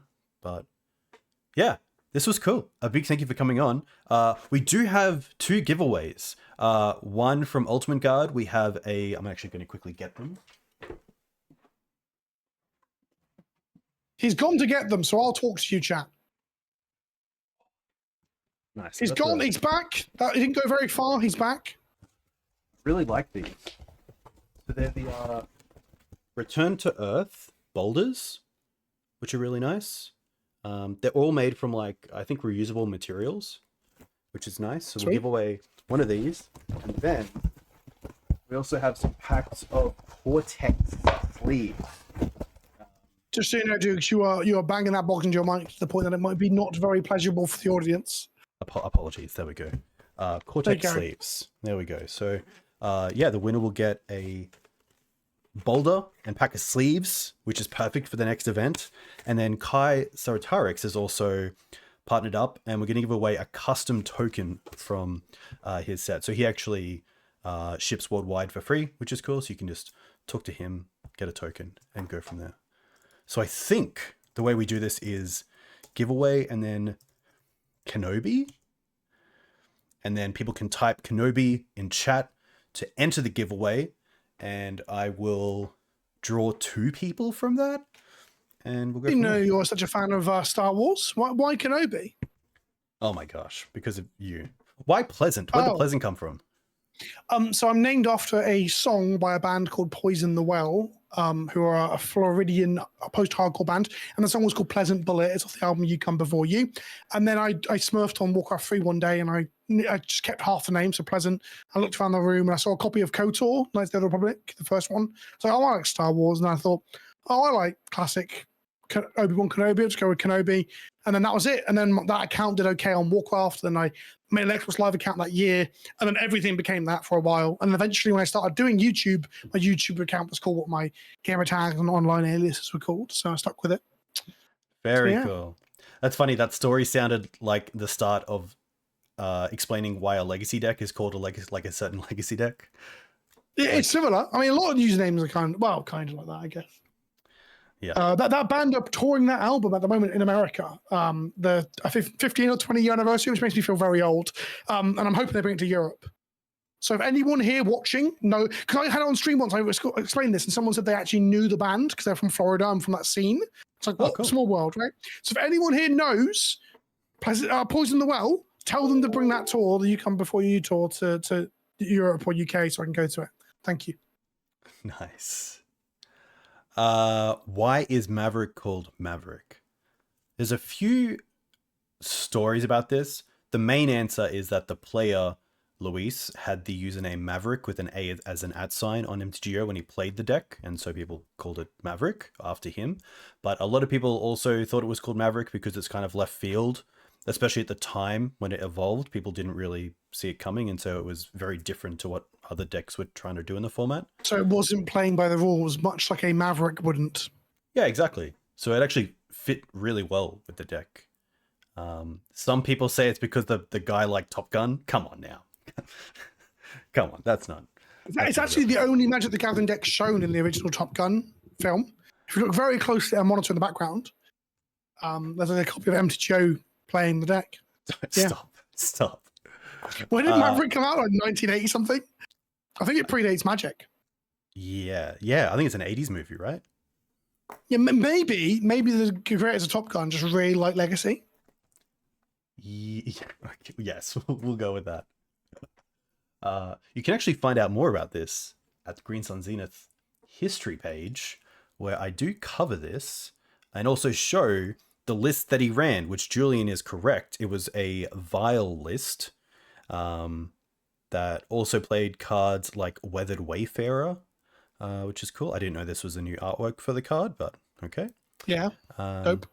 But yeah, it was sweet. It was like a lot of the core, like Mum, Scryb Ranger, Knight, like Manadork, Sword, it didn't play Dark Depths at that point, right? Correct. Thespian Sage wasn't out I'm just trying to tell HC Fox in the chat that is one of the many false stories about why Maverick is called Maverick. Because they're saying about Maverick Lage being Iceman, which is one of the nicknames from the film Maverick. Yes. But that'd also be weird to call it Maverick because it plays Iceman, who's another character in the film that isn't the character of Maverick. Yes. But funnily enough, in the same tournament, another player top-8'd with a deck that they called Maverick. This player, Andres. And if you look at it, it's actually very similar. It is playing Aether Vial, it's playing top as well, but then it's playing things like Tarmogoyf, which is a little bit different, but very similar in the lists. Both. Have you ever thought about playing exactly one of these lists through a contemporary mod, a legacy, and seeing how it does? I do want to do that. I know that I always forget how to pronounce his name, but FP Pauls, he did a series on like playing like old school modern decks in Modern now, and it would be cool to do the same thing, like try this out as like a I did it a little bit. I played like old Boggles and old Jund through Modern. I have done a bit of that. I want to play old standard decks in like Pioneer or whatever, but yeah, turns out it doesn't line up very well. All right, the winner is Sander Verkirk.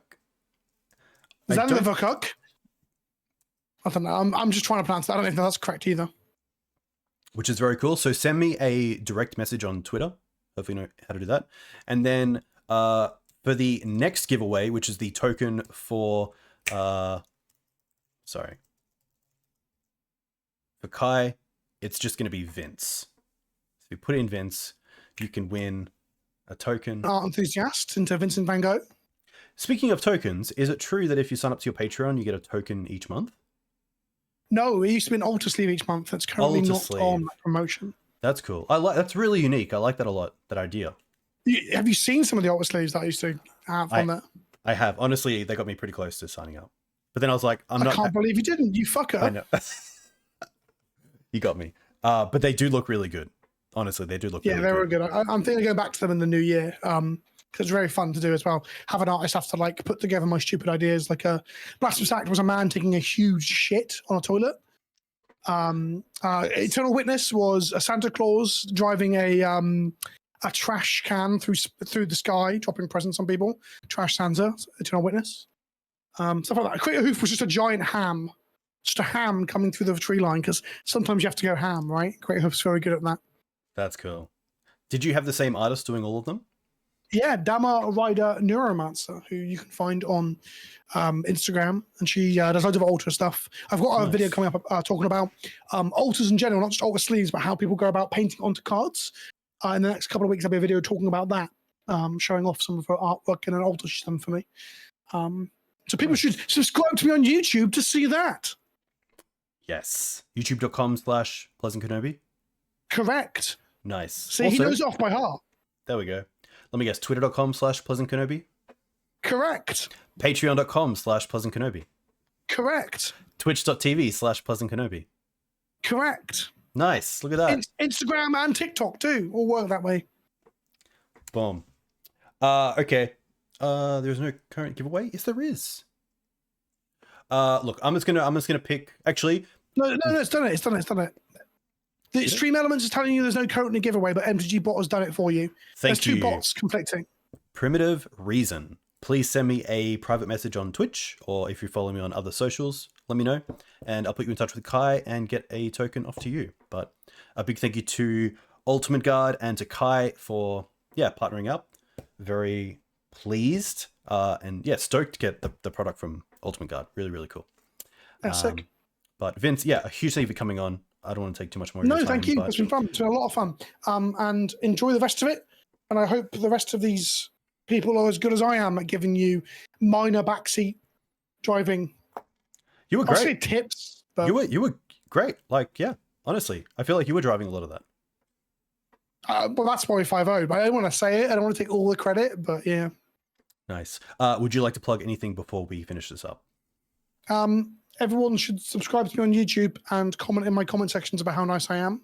Offset some of the hate, because that's the thing you get when you start doing videos and they get all right views as you get people in your comment section saying that Legacy is for rich white men. And you're like, that's not the case, but okay. Nice. All right. A huge thank you to... No, thank you. And good luck. Thank you very much. A big thank you to everyone who came in and watched, to the new followers and subscribers. A huge thank you. I'm going to send everyone over to Gabe, who's streaming, but I'll be back in 12 hours with XJ Cloud. So hopefully see you then. Have a great time, and I'll catch you next time.